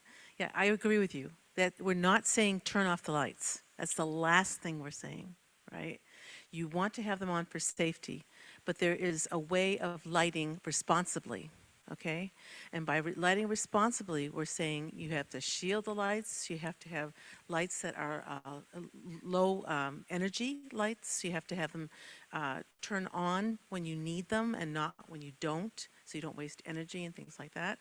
There's so many factors you can take into consideration just to light responsibly. So don't turn off the lights. You need them to be safe. We're not arguing against that point whatsoever. And the second aspect that you had, and I'm trying to remember what it was now, you had said something else about, no, there was a second aspect, but I might remember it in a second. What you had said about not, for safety reasons, leaving the lights on, but you had said something else. What's that? I can't hear. Load shedding. Load sharing? Shedding. No, that was, sorry. I have my hearing aids on, believe it or not. No, I don't think that was it, but I'll if I come back to it, I'll raise my hand again. All right, that sounds good. No, you're absolutely right. There's multiplicity of reasons that make people make whatever choices they make. But you're right, the space was not always attractive to them, was not inviting of them to come in. But the subcategory of the walkaways that I was referring to was out of choice. That, yes, I come from this young lady who spoke together with Benny van der Hoff last night, who comes from Kwakwa in the Free State. And there are many people who come to UCT, get the PhD in UCT, but decide that for them, what will fill their lives with fulfillment is not to go to Sutherland to do astronomy in Sutherland, but to go back into Kwakwa and use their PhD for the empowerment of the many. There are many who make that specific choice. So that's the subcategory that I was talking about. And saying that the Gen Zs, we're going to find more and more of them making it for that reason.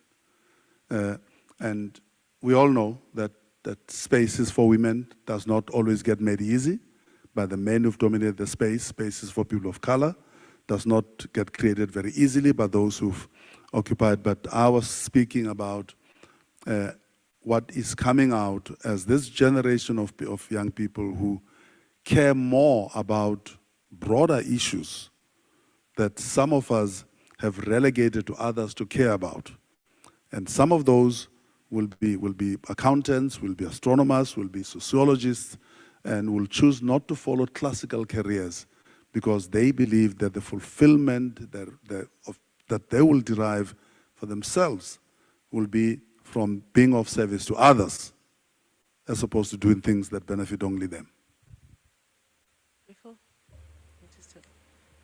I just wanted to answer one of it. She had mentioned something about addressing this challenge to people who live in light-polluted areas.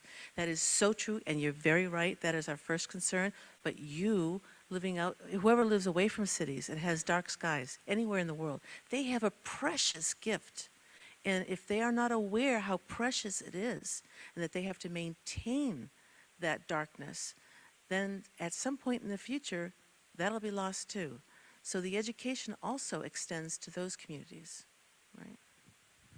And I think we need to change the complexion of what development looks like, because I think that we sort of have this picture that development looks bright, having really bright cities and all of that. I think that sort of needs to change and need to find, and introduce new solutions and show them, this is the future, hence, moving forward. We'll take one last question over. Okay, last two questions over there. You can go first. I'd just like to comment on those last responses because we've earlier this year celebrated the 20 years of NASP, and we had a lot of people coming through, and we've transformed the number of PhD astronomers produced in this country through the efforts of my colleague here. And I participate in that. And of course, you've noted that some of them left and did other things. Actually, we should celebrate that. In my role as a head of a physics and astronomy department, I always said, astronomy is a fantastic way of teaching fundamental physics and mathematics to young children, gets them excited. We're not out to create thousands of astronomers. We're out to create thousands of scientifically educated people. I should add, by the way, some of those did stay, and they were Vanessa's colleagues and still are at places like UCT and elsewhere in this country. And I'm very proud of that, having helped teach some of those. I should also comment on having been a senior astronomer in La Palma before coming here to South Africa 20 years ago. We had the job of stopping light pollution with the developments that were happening there. And over the years, what I found, people were very responsive when you could say properly designed lighting, which was allowed to create safe, secure spaces, and you didn't project it up into the night sky. You also saved money for everybody, for them and for their communities. And so that's when everybody wins from that kind of thing. But when I put my hand up, it was to ask a different question. And it's partly linked to Kotso's correct statement about the mRNA blue sky research during the COVID pandemic, but also comments such as the ones David has made. We all lived through that. And this comes back to science and society, because we talk about science as if it's an absolute truth. Every one of us here who is a research astronomer knows, actually, that doesn't exist. We can't even agree amongst ourselves.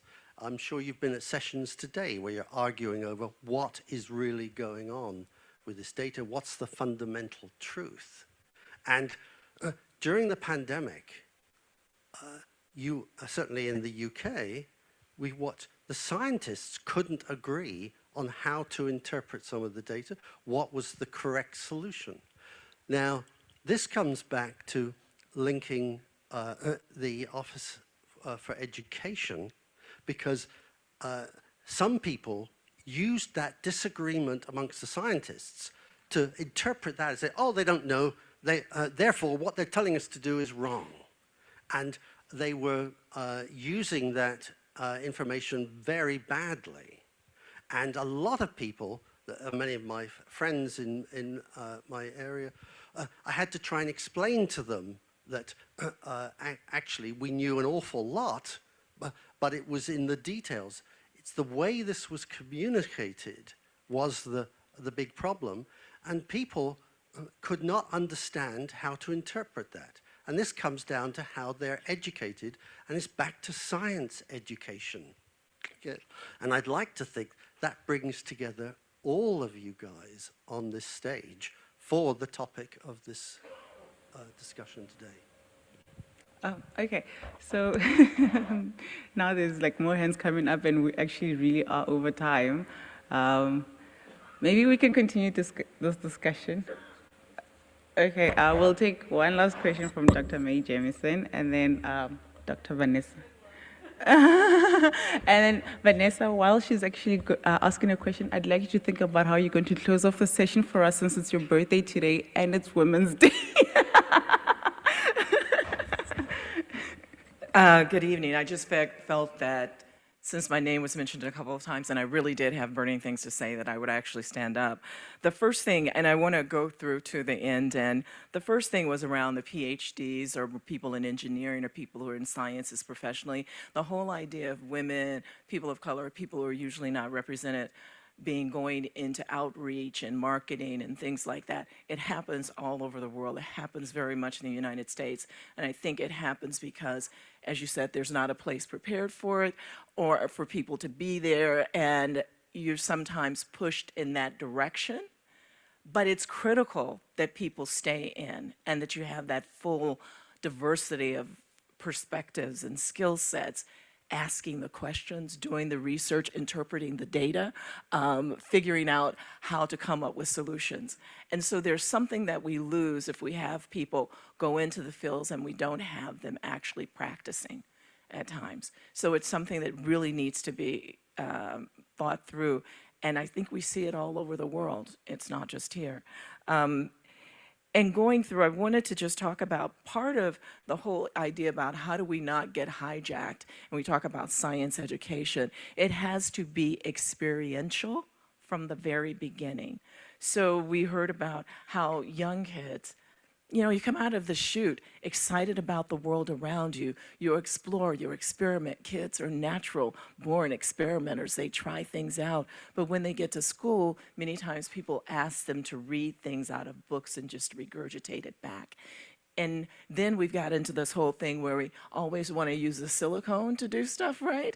But just grow the potato plant in a cup and then measure how fast it grows the different leaves, graph that, chart that. That's a whole different experiential field where you get a feel for the world around you, because we forget that the world is three-dimensional now. Right? So that brings me to the whole dark skies. The reason why dark skies are really important is because it's the sky. When we talk about dark skies and when we talk about the sky in astronomy, very frequently we just talk about whether it's dark and stars are out at night. But someone mentioned the overview effect. I never thought that the world was just this, part I lived in. I never thought when I was in space that, oh my God, there are no lines between the country, because I knew the Earth was connected, because I could see it whenever I was looking up as a kid at the clouds and I saw them moving. And so part of the reason we need the sky is because it connects us to everyone around us. It connects us to the universe. We know that we are three-dimensional beings. And so when we start to wonder, I think I heard from time to time, where does food come from and all of those kinds of things. What do we call them? Gen Z, wherever we are now, the digital. We need to know that food comes because we have microbiome in the soil that converts everything to nitrogen, and that something has to happen. We have slaughterhouses that are so big in the US that you don't know where your ground meat comes from. Somebody said a different solution for development. all of that comes from understanding that we are animals too, that are dependent upon this planet, and the sky helps ground us in the universe when we see the stars, when we see the seasons change. So all of that is part of our experiences. Thank you so much.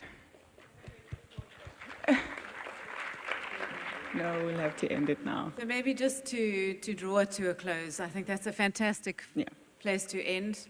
I think it shows that, how connected we are. I think it shows that we connected among us, how very different we are with the natural world, with society.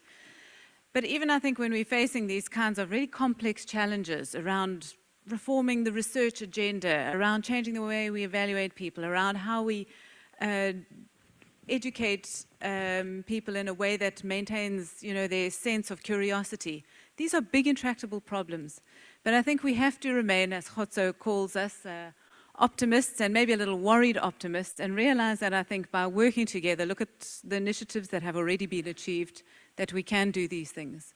So a huge thank you to everyone, and back to you, Joyful. Thank you so much, Vanessa. Phil, before we disperse, because of the Kool-Aid, right? I went to Santiago, Chile for a board meeting of a fruit company, but I was not going to get out of Chile without going to Tololo. And we flew up to La Serena and went up to the telescope. We were there when the sun set. And after the sunset, I felt proud of South Africa, because the light pollution around the telescope is depressing. There's a mine there, and the lighting from the mines, the city of La Serena itself has not done what was done in Sutherland in the 1970s. And so the dark skies problem became clear when you saw that those optical astronomers cannot do anything with about 20% of the horizon, because it's so light polluted all the way around. So the issue of dark skies issue in the context of where there are these expensive instruments is critical. And it does not mean that you take the lights away from people to live fulfilled and normal lives and watch TV and stuff, but you go to Tololo and you get depressed by the light pollution that surrounds the telescope. Thank you very much. I'd like to invite everyone to our Monday plenary at 8:30 here in Auditorium 1. Otherwise, you can find us at the IAU booth, exhibition booth, and all of the officers are present there, so we can continue the conversations there. Thank you, everyone, for joining us today.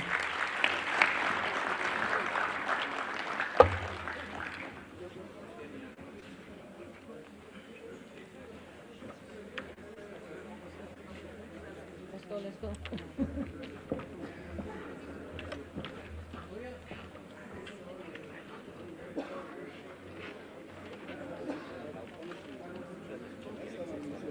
Getting the kids up from the daycare as well.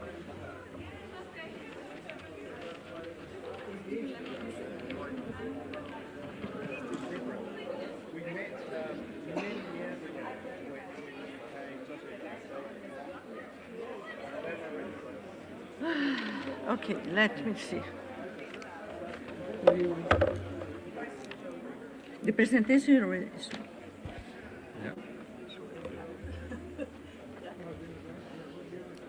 Not yet.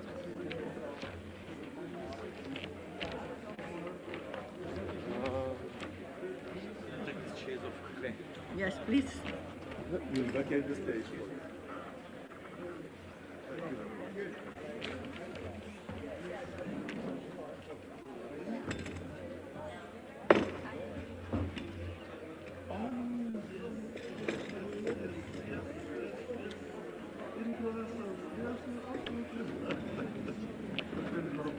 Yeah, you're always picking on me.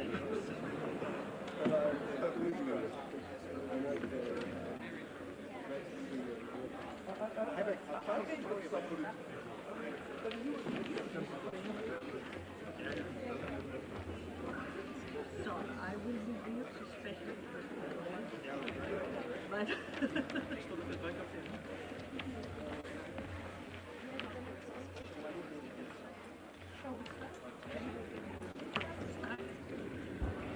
Okay, please, we are a little late. Please take your seats. We will have an invited discourse. We have the second invited discourse.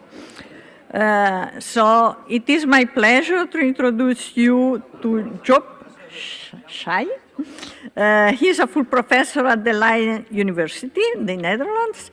His research focuses on the formation of galaxies and intergalactic medium through hydrodynamical simulation and observation of the circumgalactic medium. He will talk more about it in a place. Professor Schai initiated his studies in the Netherlands and continued at the University of Cambridge, where he obtained his PhD. Then he moved to USA at the Institute of Advanced Study in Princeton.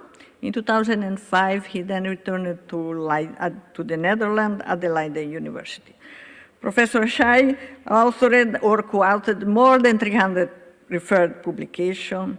In his CV that I was looking before preparing this introduction, there is a long list of honors he received, as well as grants for which he was PI. And he has also an impressively large number of PhD and master students he supervised. Presently, he is PI of the Eagle collaboration. I think we will speak more about the project. It's a campaign of large-scale hydrodynamical simulation of the lambda-cold dark matter universe run by the Virgo Consortium. And in a lot of other collaboration where he is member of the executive board, steering committee, and so on. But with no further delay, I will leave the stage to Professor Schai. Thank you. I'm very pleased to be here, and I realize it's very late on Friday. We're 10 minutes late, and it's almost weekend, but thanks for hanging around.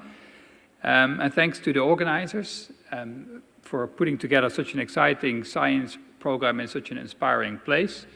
I've myself twice chaired the Scientific Organizing Committee of the European Astronomical Society meeting, so I know it's quite a challenge to organize such a big meeting. Okay, so I will talk about cosmological hydrodynamical simulations, and here's an example of them. So it's putting the whole universe in a computer. And this is an example which is called the Eagle simulation. So in the top panel, what you see here is a timeline where early times is on the left and the late times is on the right. And the vertical dimension is about 100 megaparsecs. And what you see here is what happens when you put the laws of physics as we know them in a computer and just evolve things forward. We've taken out the expansion of the universe, so it's at early times this patch of the universe looks in this image as big as it is at late times. And what you see here is in the color is the temperature of the gas, and the intensity is the density. So you see the emergence of a web-like structure, what we call the cosmic web of filaments and nodes. And spontaneously, in this kind of simulation, galaxies form, which I still find amazing. And there's some examples on the bottom. These galaxies are smaller than 1 pixel on the size of that image, but they come in different sizes and shapes, just like in the real universe. And these images show the optical light with a model for dust obscuration.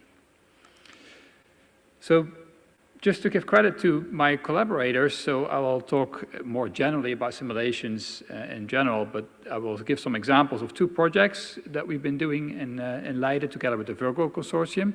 The Eagle project, which is a few years old already, and a quite new project called Flamingo. So we're doing the entire history of the universe in a computer, so let's just quickly go through what that means. Well, if we put a sketch of what our understanding of the evolution of the universe here, is that it started with some poorly understood exponentially fast expansion called inflation, which blew small fluctuations, which were quantum fluctuations, up to macroscopic proportions, and those formed the seeds of structure formation. And structure grows through gravitational instability. The earliest image we have of this structure is the cosmic microwave background, which shows what the universe looked like on pretty large scales when it was only a few 100,000 years old. After that cosmic microwave background radiation shifted out of the optical, we began what we call the dark ages, when there wasn't any optical light really, and that ended when the first stars and quasars formed. And now with the the JWST telescope, we can actually peer far into that era. The universe kept expanding, galaxies started to form, bigger structures formed, until at the late time in the universe, the expansion accelerated. We don't know quite why, but we call it dark energy as a cause. And I'll come back to that later. So which part do we simulate when we simulate the history of the universe? Not quite all of it, but we start typically in the dark ages, so before the formation of the first stars. So what's in the universe? What do we need to take into account when we simulate it? Well, at the present day, the energy density is dominated by what we call vacuum energy or dark energy, or maybe it's a cosmological constant, a constant of nature. About a quarter is dark matter, for which we make the simplest assumption that it's collisionous and cold, that it was born cold. And then about a few percent only is the ordinary matter, the baryonic matter that we consist of. So those things have to be in the computer. And that baryonic matter, even today, is mostly consisting of intergalactic gas, so gas in between the galaxies. The stuff in the galaxies, and particularly the stuff in stars, is only a few percent of the baryonic matter. So let's start with some of the questions that we hope to address and for which simulations are also helpful. We would like to know, what is the expansion history of the universe? How did it expand as a function of time? We know roughly, we would like to know it more precisely, because that also determines what is in the universe. So we'd like to know how much is there, what in terms of dark matter, ordinary matter, and in terms of dark energy, or maybe something else. We don't know what the dark matter is. We would like to know, is it cold, is it hot, does it interact, is it purely collisionous? Is there such a thing as dark energy, or is it a cosmological constant? If there is dark energy, what's its equation of state, so the relation between its pressure and its density? Is it constant? Does it evolve? Or maybe there isn't any of that, and we should just change our theory of gravity. Similarly, about structure formation, we would like to know, what were the initial fluctuations? How big were they? Were they bigger on smaller or larger scales? And how did they grow into the structure that we observe today? When do galaxies form? And how? And why do they come in these shapes and sizes? How do they know how fast they should grow? Because they do seem to obey quite tight scaling relations. And how do they know when they should stop forming stars, when they're quenched? And what is the role of supermassive black holes? Where do they come from, and how do they interact with the galaxies? So cosmological simulations can help study these questions, and they can do this in various ways. But one thing what we can do is, when you want to test a scenario, for example, the scenario that dark matter is important, or that supermassive black holes maybe were born already quite massive, you can put it in a computer and see what it looks like. If you have a quantitative model that has some free parameters, for example, the constituents of the universe, how much dark matter is there, you can turn that up and down in a computer and then see for what parameter values does it look much like the observations. So you can measure the model parameters. When you have observations, you're limited by what you can see. A lot of the things is a lot of the time you only see the tip of the iceberg, and you suffer from things like projection effects, selection effects. So simulations can help you understand the limitations of the observations and guide their interpretation. If you have software to analyze the observations, you can test it on these simulations. You can use the simulations to predict what a new observing campaign might find and what is the best way to discriminate between competing models. And as I'll show, there's some pretty pictures and also videos that can be very useful for outreach and also for teaching. So we talked about cosmological simulations, but what are they then actually? Well, there's no precise definition, but I mean here hydrodynamical simulations that model the evolution of the universe in a representative part of it. So not the entire universe, but a representative part. And they can be used for galaxy formation and evolution studies, also for cosmology. So what we need is a volume, and this is usually almost always taken to be cubic. And the reason for that is that you can then impose periodic boundary conditions, and you want that to avoid edge effects, because the real universe doesn't have an edge, at least not one in our observable part. The expansion history is solved by coordinate transformation, analytically, the solution of the Friedmann equation.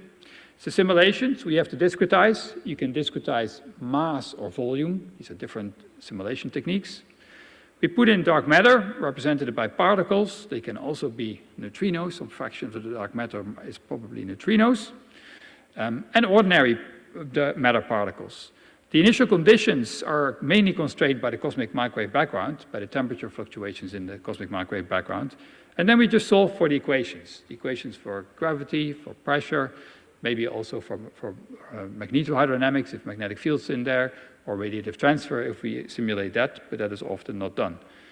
We can't simulate everything directly, so we need also models for what happens below the resolution scale. Those are called subgrid models. Then there's different ways of doing these simulations. One is we can choose lots of different halos, for example, a cluster or a galaxy like the Milky Way and our dwarf galaxy, and simulate all of them with as many resolution elements as we can afford computationally. That means that for lower mass objects, we have lower mass resolution elements and therefore higher resolution. So that's one advantage. Another thing we can do is just take a big patch of the volume of the universe and simulate that with the small galaxies and the big galaxies in it at the same time. So the advantage of the first approach is that you can maximize the resolution for each object. And also you can therefore do a large range of masses. You can do tiny galaxies and very massive structures, which you may not be able to resolve at the same time in a large volume. The advantages of the large volumes are that you do not have confusion between things that change because of the resolution changing or things that change because of the mass of the galaxy changing. Another advantage is that you have very many objects, which makes it easier to study trends with environment, for example, and to also to compare with observations because you can mimic things like selection effects. And also you have this intergalactic gas immediately, which is most of the baronic mass in the universe. Here's some examples of the first approach, the zoomed simulations. The left ones, the Hydrange and the Apostle ones, are taken spin-offs of the Eagle model. Auriga is a spin-off of the illustrious TNG simulation model, but there's also many others like the Fire and Nihao, and there's more than that. Here's some example of representative volumes. Eagle on the top left, illustrious TNG in the top right, Horizon on the bottom left, Simba, which is actually one of the coolest simulations and has a strong link with South Africa. Unfortunately, if there's any Simba people here there, please actually put some visuals, as you said you would, on your website. And then there's the very large volume simulations, which are particularly important for cosmology and large-scale structure. And here's some examples. The Bahama simulations, which is a spin-off of what we did before with Eagle, Magneticum, Millennium TNG, which uses the illustrious TNG model, and Flamingo, which I will talk about a bit later. So why do we need these subgrid models? Well, there's a huge range of scales that is important when you want to study the formation of structure. So on the larger scales, as we would like to simulate at least the observable universe, which is 10 to the 28 centimeters, but even if you don't want to do that, you might want to study a cluster of galaxies or galaxies themselves. Galaxies themselves, you talk about tens of kpc scales. But to do that, you would like to resolve stars, because that's what the galaxies consist of, maybe even supermassive black holes, or what you also need to worry about is even microscopic scales. Like the collisions between atoms determines how much radiation they emit, and the emission of radiation is what distinguishes baryons from dark matter, for example. It's why baryons are able to collapse to higher densities than the dark matter. So clearly, we cannot do 36 orders of magnitude in length scale in a computer. The big simulations, they typically do 10 to the 5 to 10 to the 6, that factor in resolution scales. So a tiny fraction of the relevant scales. So the rest of it we have to put in a subgrid model. And then you can choose where you want to jump from direct simulation to subgrid. And that depends on your application. If you want to simulate the entire observable universe, then you probably cannot resolve any substructure in a galaxy. But if you just want to simulate one dwarf galaxy, then you can even study substructure in star clusters. So what are these kind of subgrid models that you need then? Well, for the microscopic processes, we need to study the cooling rates, how much radiation is emitted as a function of the physical conditions. We'd like to study the formation of dust grains, because those are important for the absorption of light, and also molecules form on their surfaces, turbulent effects that are not directly resolved, conduction, maybe heat conduction, the formation of stars, their evolution, how they interact with their environment, how much light they emit, and how many elements, for example, heavy elements they produce and spread around through winds, how black holes form, what happens to them as they orbit a galaxy or inside a galaxy. Their orbits normally decay because of dynamical friction, but you won't be able to resolve most of that in a simulation. How they grow by accreting gas and stars and by merging with other black holes. And importantly also what happens with the energy. Some of the energy that falls into a black hole comes back out, or before it actually falls into the black hole, in the form of galactic winds or jets. And these subgrid models for stellar feedback and for AGN feedback, those turn out to be the most important for the results. So for a long time, simulations couldn't really produce realistic galaxies. They were all compact and old and spherical. But that turned out to be mainly because of limitations in the subgrid models. So subgrid models suffered from what we call overcooling. And the basic reason for that is that the resolution elements in a simulation are quite massive, which means that the energy has to be shared by a lot of mass, and that doesn't give you a very large boost in the temperature. And if the temperature doesn't get very high, then the cooling rate is very large. So there's various ways to overcome that. You have to do some kind of trick, and different groups use different tricks. And that, plus the calibration of those models and the inclusion of AGN feedback, allowed galaxies to become much more realistic. So let's consider what we have to take into account when we want to model galaxy formation then, in terms of feedback. We know we need very strong outflows. They're observed, but also we know if we don't include them, then we form far too many stars and far too many black holes. If you check how efficient galaxy formation is as a function of the dark matter halo mass, and you can infer that from observations, then you find that galaxy formation is quite inefficient, but it's least inefficient for galaxies like the Milky Way. For dwarf galaxies and more massive ones, it's more inefficient. And that, as I'll show with a plot here, suggests that there's two types of feedback you need. So what is shown here on the y-axis is the ratio of the stellar mass to halo mass, and on the x-axis I show the halo mass. And where there's this peak, you can see a peak here at a halo mass that is not that different from the Milky Ways. And that suggests that as you go to higher mass objects, first feedback gets less efficient, and then again it gets more efficient. And that's difficult to do with one mechanism. So the standard idea is that at the low mass end it's mostly supernova feedback that suppresses the efficiency, and at high mass it's active galactic nuclei powered by supermassive black holes. One thing, just to clarify, you might think, how is this actually possible that it goes down in a hierarchical cosmology, where big things form from the merger of small things, right? If these things merge together, then it shouldn't go down, it should stay flat. And in fact, that is actually what happens if you include the satellite galaxies, and that is shown here. So if you include the satellite galaxies, you get this top line here in the Eagle simulation.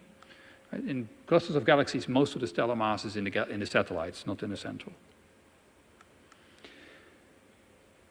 These simulations, as I argued before, they do not have the resolution sufficient to predict exactly how much radiation is emitted by the interstellar medium, for example. So that means that they do not quite know what fraction of the energy produced by supernovae effectively powers outflows. And the same for the fraction of the energy produced by active galactic nuclei. So there's some freedom in there. And that freedom in a self-regulated system has as the implication that it's difficult to predict the stellar mass and the black hole mass of galaxies. And if you assume that more of the supernova energy is coupled to drive galactic winds, then you need less stellar mass to actually compensate for the accretion of gas in a self-regulated system. So cosmological simulations, and even simulations of individual galaxies, cannot really, with confidence, predict stellar masses and black hole masses, which are some of the things you're maybe most interested in. So we need to calibrate these kind of simulations. And then we need to do that by choosing something to calibrate to. This could be a very high resolution model, but those will still not cover these 36 orders of magnitude. So you always have to appeal to observations somewhere, of course. And then the question is, which observations are you going to use to calibrate your model to? And their choice you make is important, and that is where a lot of the differences come to. So you have to decide what is for you most important to get right. Often people choose the galaxy stellar mass function, because then they have the relationship between stellar mass and halo mass correct. And then you can make other predictions. Here's an example of the galaxy mass function compared, the observed one is the data points, compared with various cosmological simulations. And often people will look vertically how much they are offset. But actually the errors are in the horizontal direction, because the number densities we can predict. We understand the cosmology well enough that we can predict the number density of halos. What we have difficulty predicting is how much stellar mass forms in them. So that's what we would like to calibrate. So that is horizontal offsets. So you can see that some of the models do quite well, other ones not so well, perhaps because they were not calibrated, as in some cases, so they had other targets. All these models do reasonably well in reproducing the star formation history of the universe, which is shown here. The star formation rate density is on the y-axis, and time is on the x-axis, where after a few billion years there's a peak, and then there's a drop-off. So how do we calibrate these models? Well, for example, what you can do here, there's an example of the stellar mass function, when you just give some more or less energy to the supernovae, or you assume that the supernova energy, which is known, some bigger or smaller fraction couples to driving a galactic wind. That's, however, not enough. And here's an example of showing that. So here's 4 galaxies, and they all have roughly the same galaxy mass, and they live in the same halo. But only one is realistic, and the one that's, well, none of them are fully realistic, but 3 of them are clearly very unrealistic, and that is all but the bottom right one, because they're all very concentrated. And that's very few disk galaxies look like that, have such a large bulge to disk galaxy ratio. So you need, unfortunately, to calibrate these simulations to more than just the stellar mass function. And here's an example of another thing you could calibrate to, and that is the sizes of galaxies. Here's the half mass radius versus the stellar mass, where the data points are the observations. And the blue one is the fairly realistic one, the fiducial eagle model, and the other ones are models that also get the galaxy masses right, but clearly get too compact sizes at large mass. Now, it turns out if you choose 2 things like that, mass or size, it can also be something else, then simulations like ours, but also from other groups, can get many other things right too. Here's an example of the Eagle simulation. It's just 100 megaparsec on a site, and this is just showing that you have enough resolution to resolve the structure of galaxies in such a simulation, but not just one, many, many thousands. Here's a video showing the evolution. So this is just a small fraction, about 25 megaparsec of this simulation, and we turn it around as we evolve. And the color coding is the temperature of the gas, and the intensity is the density of the gas. On the bottom left, you can see time and redshift going down.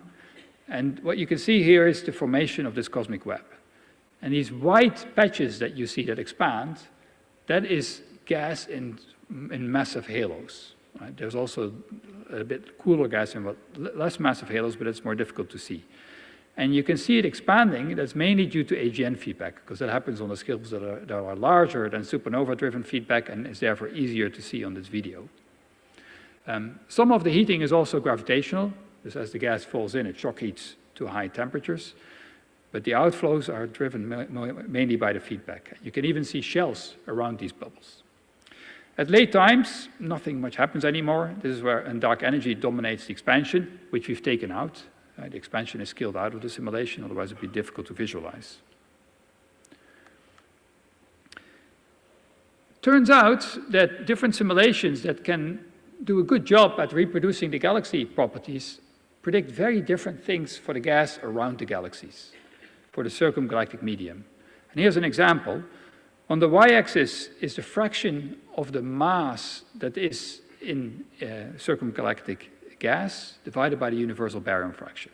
So if this was 1, that means that the fraction of the mass in the halo that is baryonic is the same as for the whole universe. If it's very small, then either this gas never fell in or it's been ejected, and we think it's mostly been ejected. On the x-axis is the dark matter halo mass, or the total halo mass. And 2 successful simulations in terms of the galaxy properties are contrasted here, the Eagle simulation and the Illustris TNG simulation. And you can see they look very different, right? They're not even qualitatively similar shapes. But it turns out that even though most of the baryonic mass in a halo is in the circumgalactic medium, not in the galaxy, it's so dilute that it's very hard to observe, and therefore we don't actually know which one is right. Only at the very massive end, for clusters of galaxies, can we actually observe this gas in X-rays. And there it turns out that both of these are actually a little bit too high still. And over here it's unknown. So we don't know for the Milky Way, which lives here, how much gas is in the halo.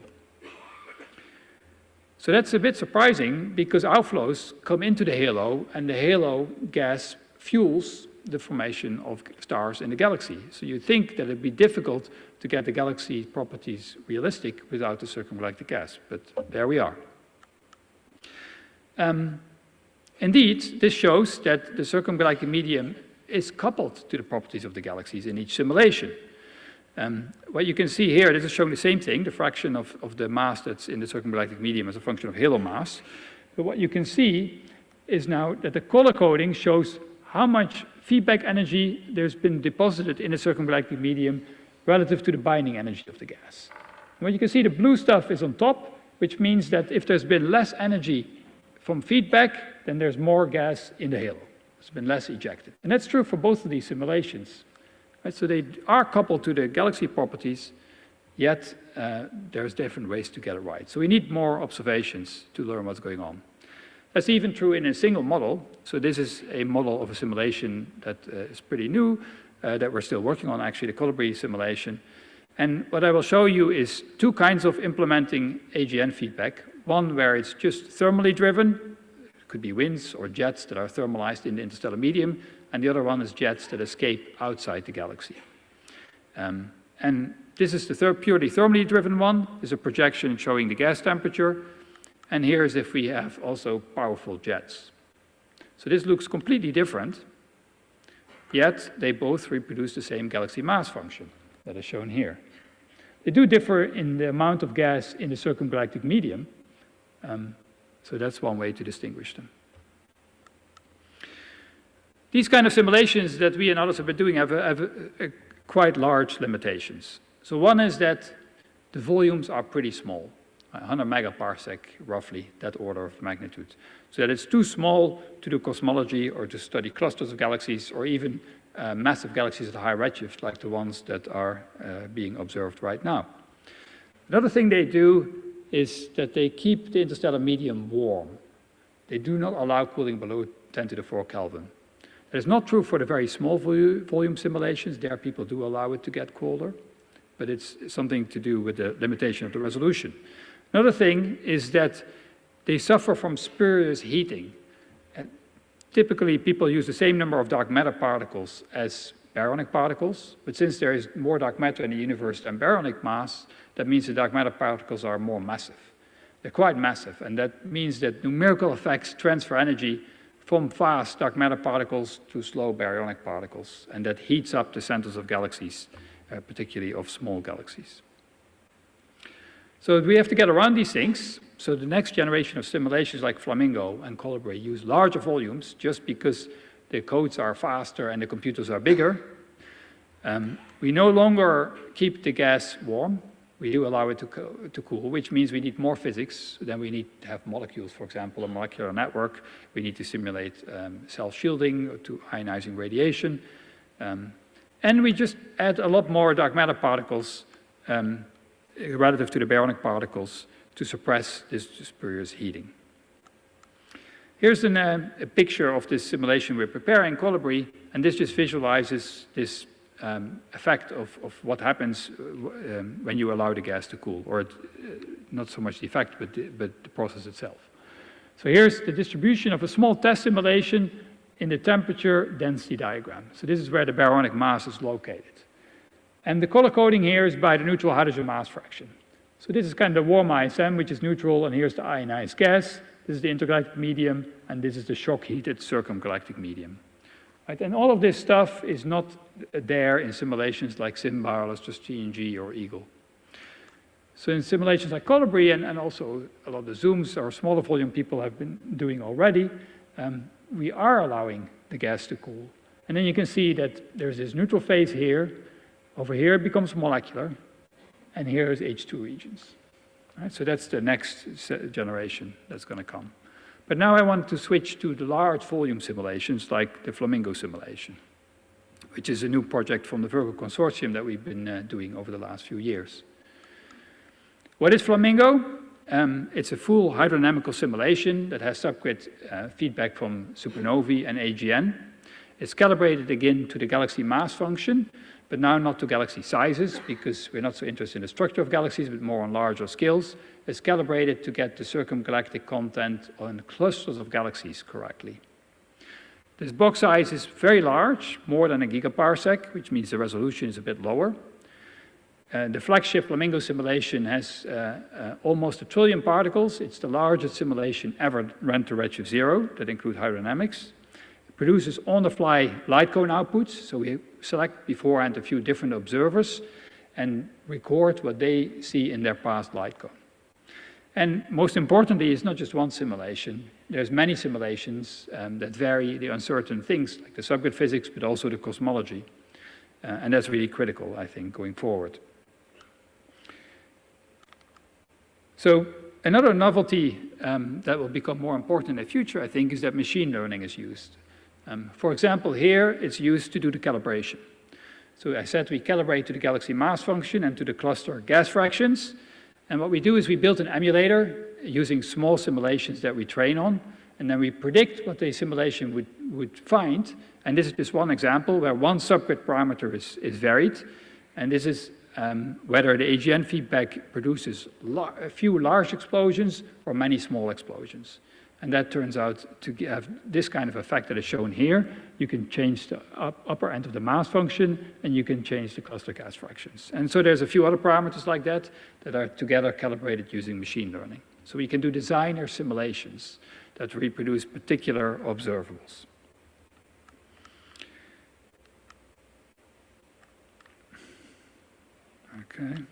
Okay, so here was the Eagle simulation, which was 100 megaparsec on a side. Now I will shrink this.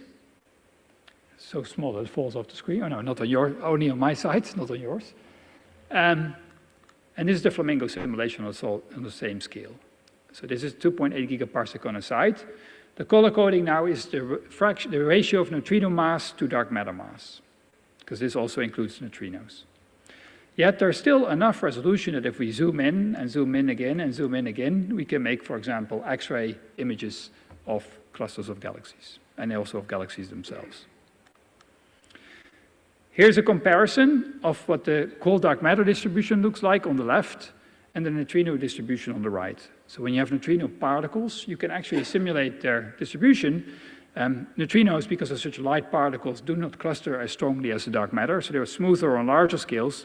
But you can also see that because they become non-relativistic at late times, that they do in the end fall into the biggest halos. I'll show a video now of the formation of a cluster of galaxies in this Flamingo simulation. Okay, so what we're showing in the big panel is the gas temperature again, and in the inset is the dark matter. And what you can see, time is going down, redshift is indicated on the top left, is that there's again a lot of hot gas from shock heating and also from AGN-driven outflows. And it's just very complex. This object that we're centering on will form a massive clusters at the present day, a cluster of more than 10 to the 15 solar masses. And there are thousands of such objects in this simulation. And you can see the dynamic range is quite impressive of simulations like this, that you can still see a lot of detail. The other thing you'll see is that a lot of things are happening in terms of mergers. Right? The merging of different clusters is what you're seeing here. And the most massive clusters tend to be merging, and that is because they're just forming. The most massive structures are forming now, and they grow through mergers. So one of the motivations for these kind of simulations is to help observational cosmology. And one of the problems that we try to address is the so-called S8 tension in cosmology. So what is that? S8 is a parameter that is a combination of how much matter there is in the universe and how clustered the initial conditions were, how much structure there is on scales of, in this case, for this parameter, about 8 megaparsec, but it sets the normalization of the whole power spectrum of the initial density fluctuations. And the tension is between the cosmic microwave background fluctuations, which prefer this kind of value, and a lot of other large-scale structure data at lower redshift and probing at somewhat smaller scales. Weak gravitational lensing, galaxy clustering, counting clusters, the redshift space distortions around galaxies, they all prefer somewhat smaller values. So there's some tension. Maybe this is because there's some missing physics, maybe it's something we do not understand. One of the things we do not understand so well is how baryons are distributed. So when cosmologists measure cosmological parameters, up till now they always use dark matter-only simulations to compare with, or models built on top of dark matter-only simulation results. But as we know, the gas is behaving a bit differently than the dark matter on small scales. And small is not even that small. And that is shown here. This is a small region from the Flamingo simulation, where the gas distribution is shown on the left. So this is 10 megaparsec here. And the cold dark matter distribution is on the right.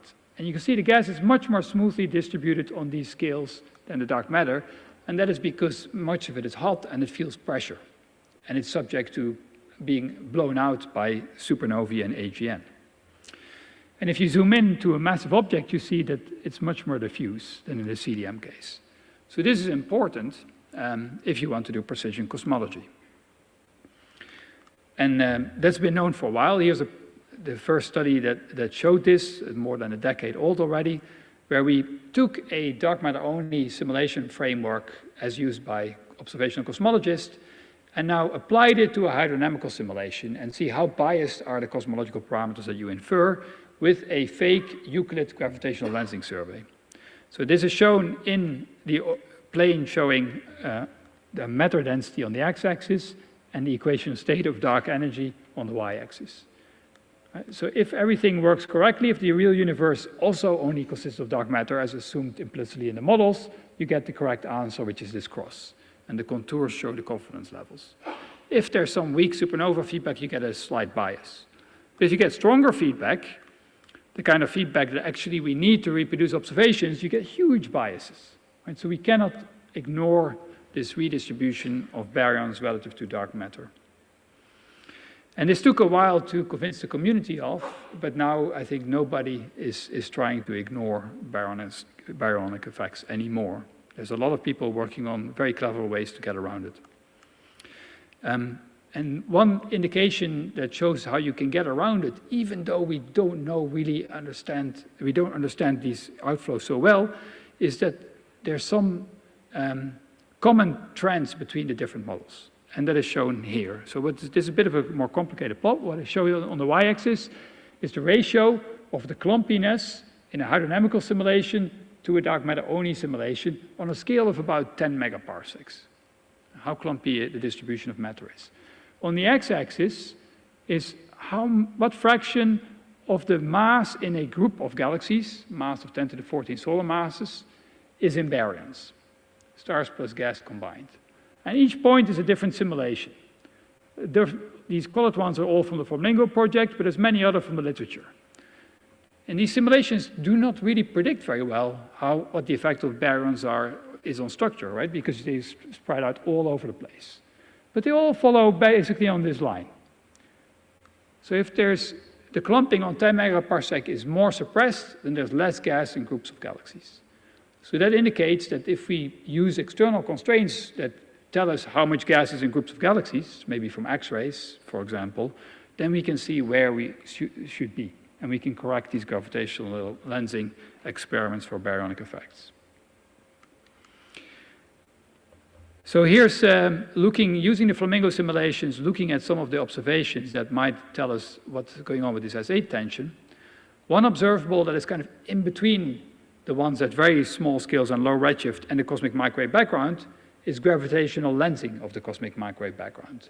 So that probes redshifts of about half to 3 or 4, or even a bit higher, and scales that are kind of intermediate, so quite large compared to where you expect outflows to be.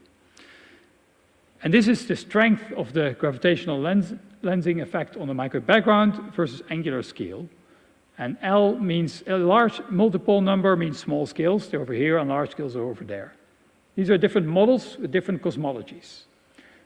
And they may look like good fits to you, all of them, but actually it's the Planck one, the one that uses the cosmological parameters derived from the cosmic microwave background anisotropies that can reproduce this. And this is not new, this was shown also by the Planck collaboration itself.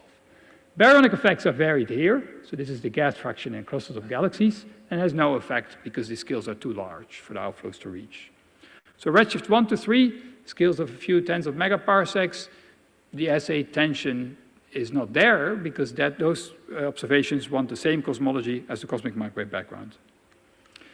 Here's an example if we go to smaller scales, and this is a new type of observable that hasn't been analyzed so much because you need hydrodynamical simulations for it, and that is the Sunyaev-Zeldovich effect, which is the scattering of cosmic microwave background photons by hot electrons along the line of sight, so particular ones that live in groups and clusters of galaxies.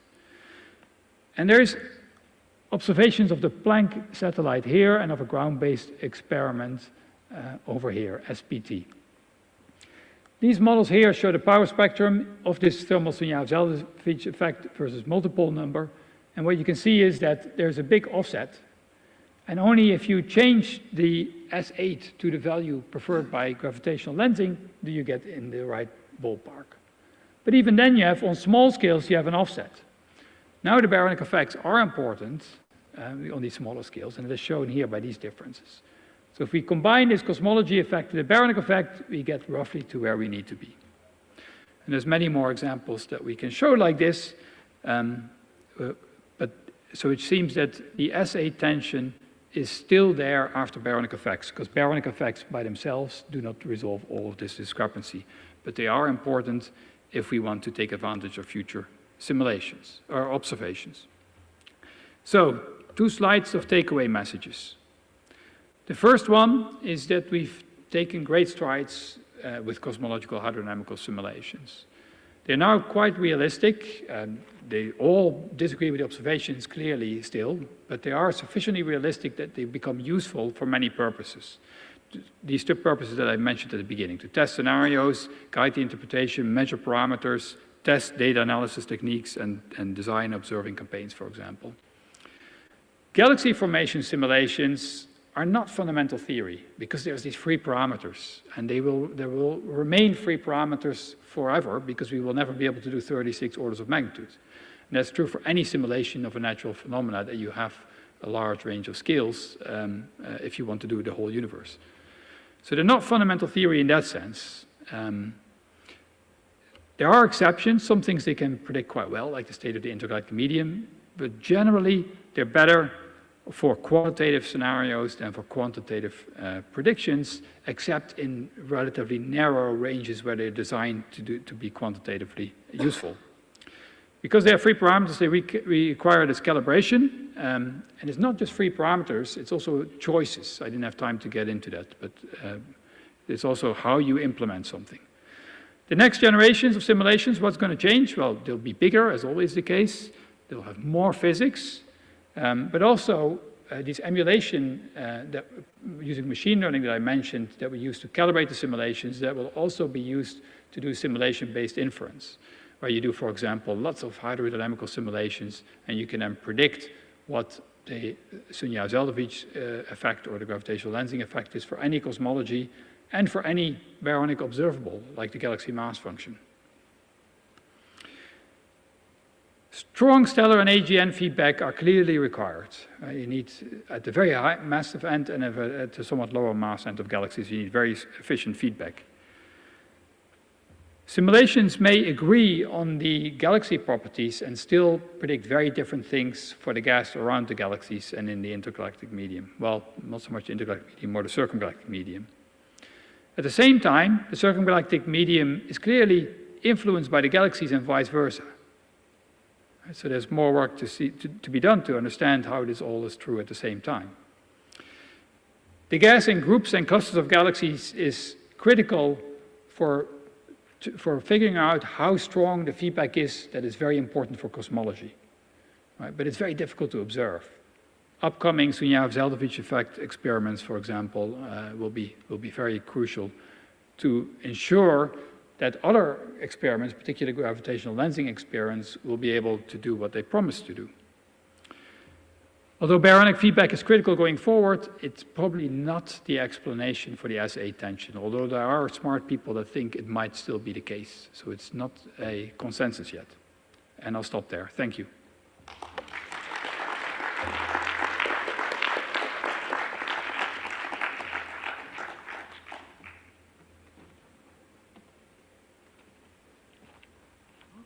Thank you very much for this beautiful presentation. And the floor is open for some questions. Yes, please. The mic over here.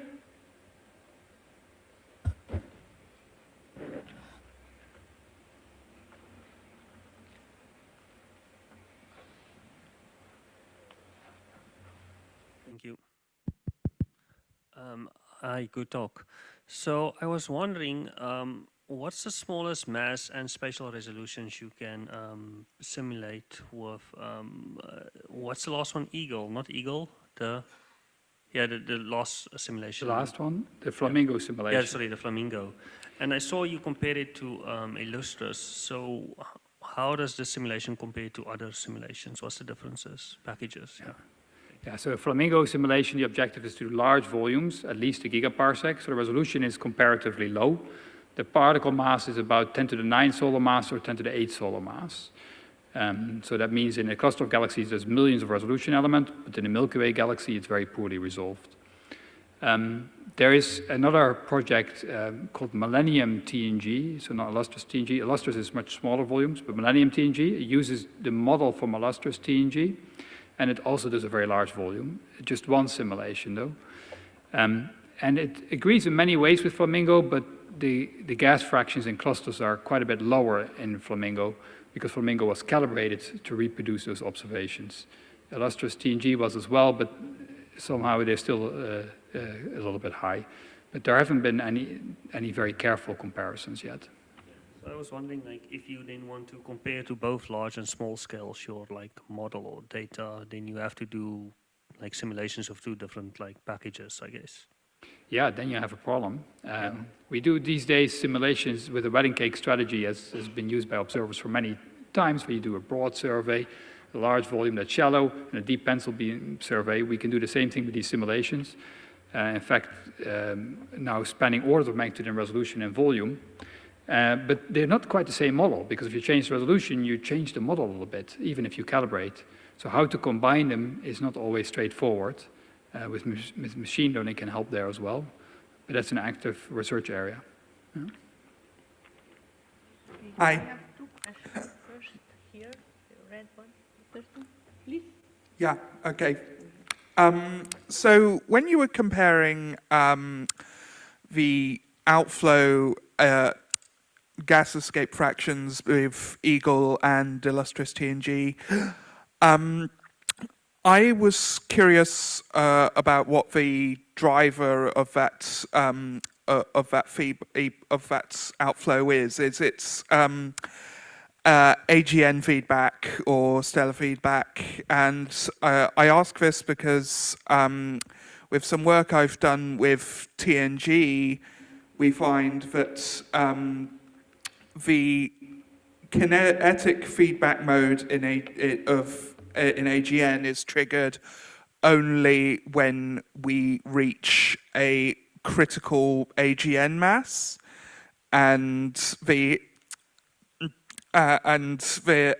this does lead to some different results where we have this predictive neural network model that predicts quenching on different time scales, but fails to do this accurately for TNG when we mix up the thermal and kinetic AGN feedback mode, just because they act on different timescales. It's a digression, I admit, but I wonder if the efforts of calculating kinetic feedback in Eagle is different to an extent that we would see a difference in well, what we're seeing here with the CGM fraction differing between the two simulations, but also when we look at quenching timescales at higher masses.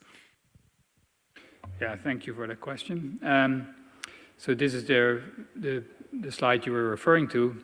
I think we understand quite well where the differences come from. We don't know what's more realistic. But what happens here in elasticity in G is that over here, the feedback, as you say, is mostly supernovae and thermal active galactic nuclei. And here it's by hand, it's switched to a kinetic mode. And that's done by hand at a certain black hole mass. And the thermal implementation they have suffers from numerical overcooling, and the kinetic does not, which is why you get this drop-off here. And that's tuned to quench at the right mass. In Eagle, it's only one AGN mode. So there isn't, and it's designed to be not to have numerical overcooling at any mass.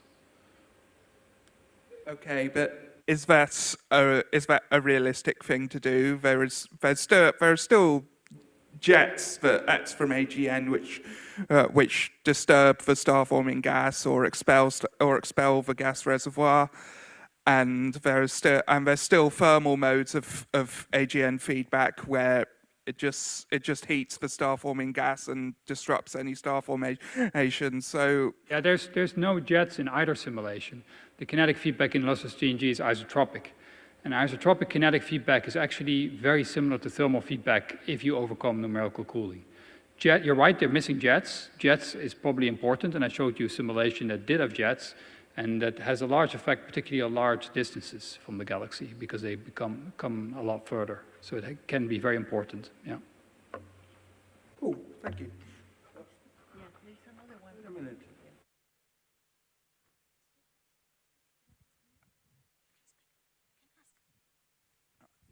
He's not giving me those. Here. Okay. Thank you.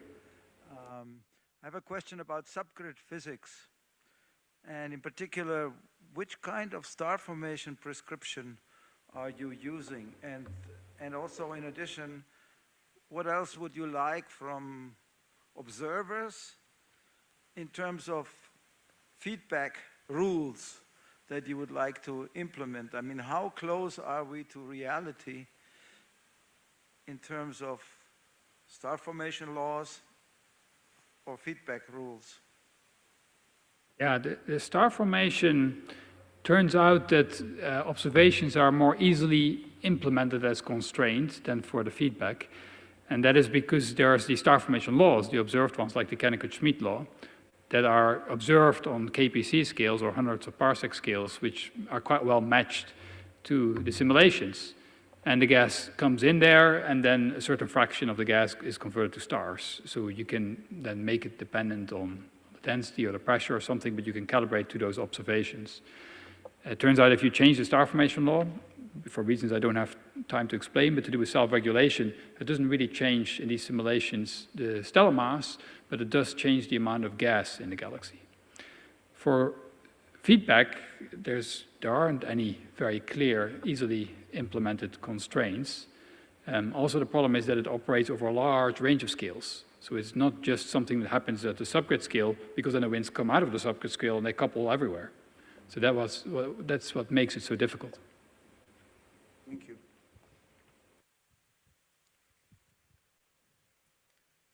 Thank you very much. I was just wondering, when you say when you calibrate to observations, I think you gave the example of the stellar mass function. When you're dialing these knobs to do that calibration, do you have any problems with degeneracy? I'd imagine that there's several properties you might be able to change to match the observations. Yeah, absolutely. There are degeneracies. I gave one example of that, of several models that had the same galaxy mass function, but very different sizes. So yes, that is a problem. So the question of what to calibrate to is part of the art, and it has implications for what questions you can ask. That's not just true, contrary to popular perception, for cosmological simulation. It's true for any theoretical model, basically, that wants to be applied on a large range of scales. There's always something that you have to assume. So you have to carefully think, what are you going to use your simulation for? And then decide how you should deal with that freedom.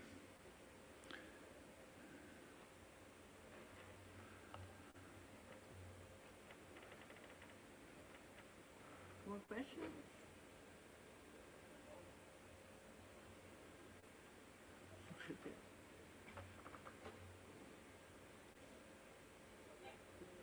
Olivia.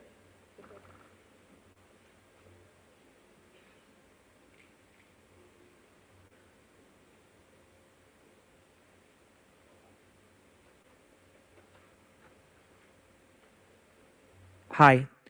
Thank you for the talk. What's the biggest holdback at the moment for these simulations? Is it our understanding? Is it our ability to code them up? Is it the number of CPU hours or GPU hours that they take, or the hardware that we have? Another good question.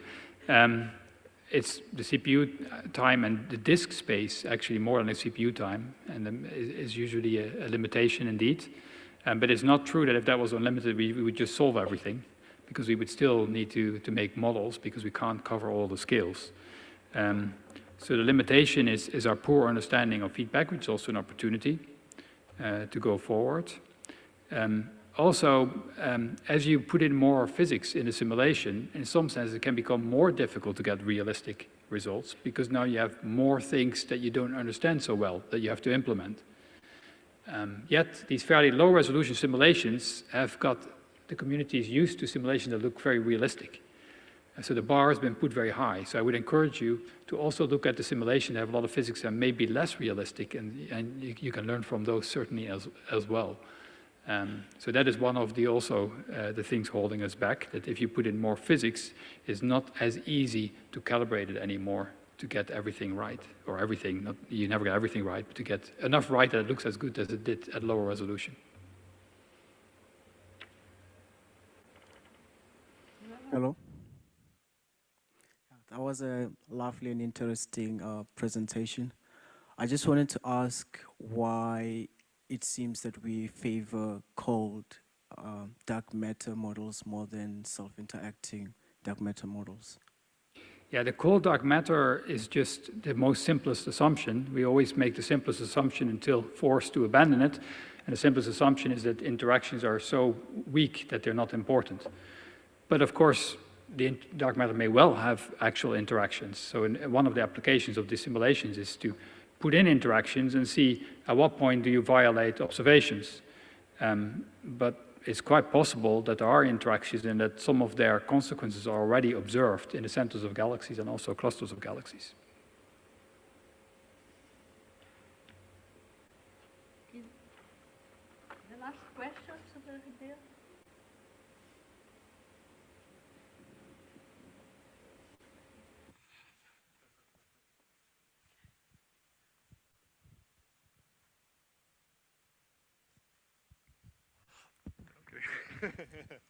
Great talk, Joop.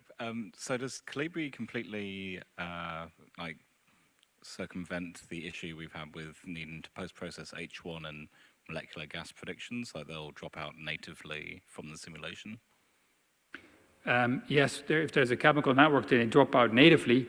However, those you refer to the Calibri simulations, those do not have full radiative transfer, for example. Yep. So we still need to make assumptions and have a fairly simple model for the effect of self-shielding and local radiation sources. So yes, they drop out, but it remains to be seen whether some post-processing is still necessary then. And even if you do, as you know, if you do full radiative transfer, it's usually with a limited number of frequencies, etc. So there's always approximations to make. But they do take the step that it's not fully post-processing. The temperature is going to wherever it wants to be. And then the chemical network or the ionization and molecular network, they determine what the abundances are, given the physics that's put in. And that means there's now coupling between the radiation field and potentially dust properties in the simulation? yeah, dust is formed and evolved with different grain sizes and different grain species, and the molecules form on those dust grains. Right. And so you get realistic sub-millimeter galaxies, potentially? That we don't know yet. The dust properties are reasonable, but we test these things in small volumes that do not have these sub-millimeter galaxies in them, so that remains to be seen. Great, thank you. Okay. I think we can stop here, and we thank very much our presenter. Thank you very much. Sorry for being late. That's okay.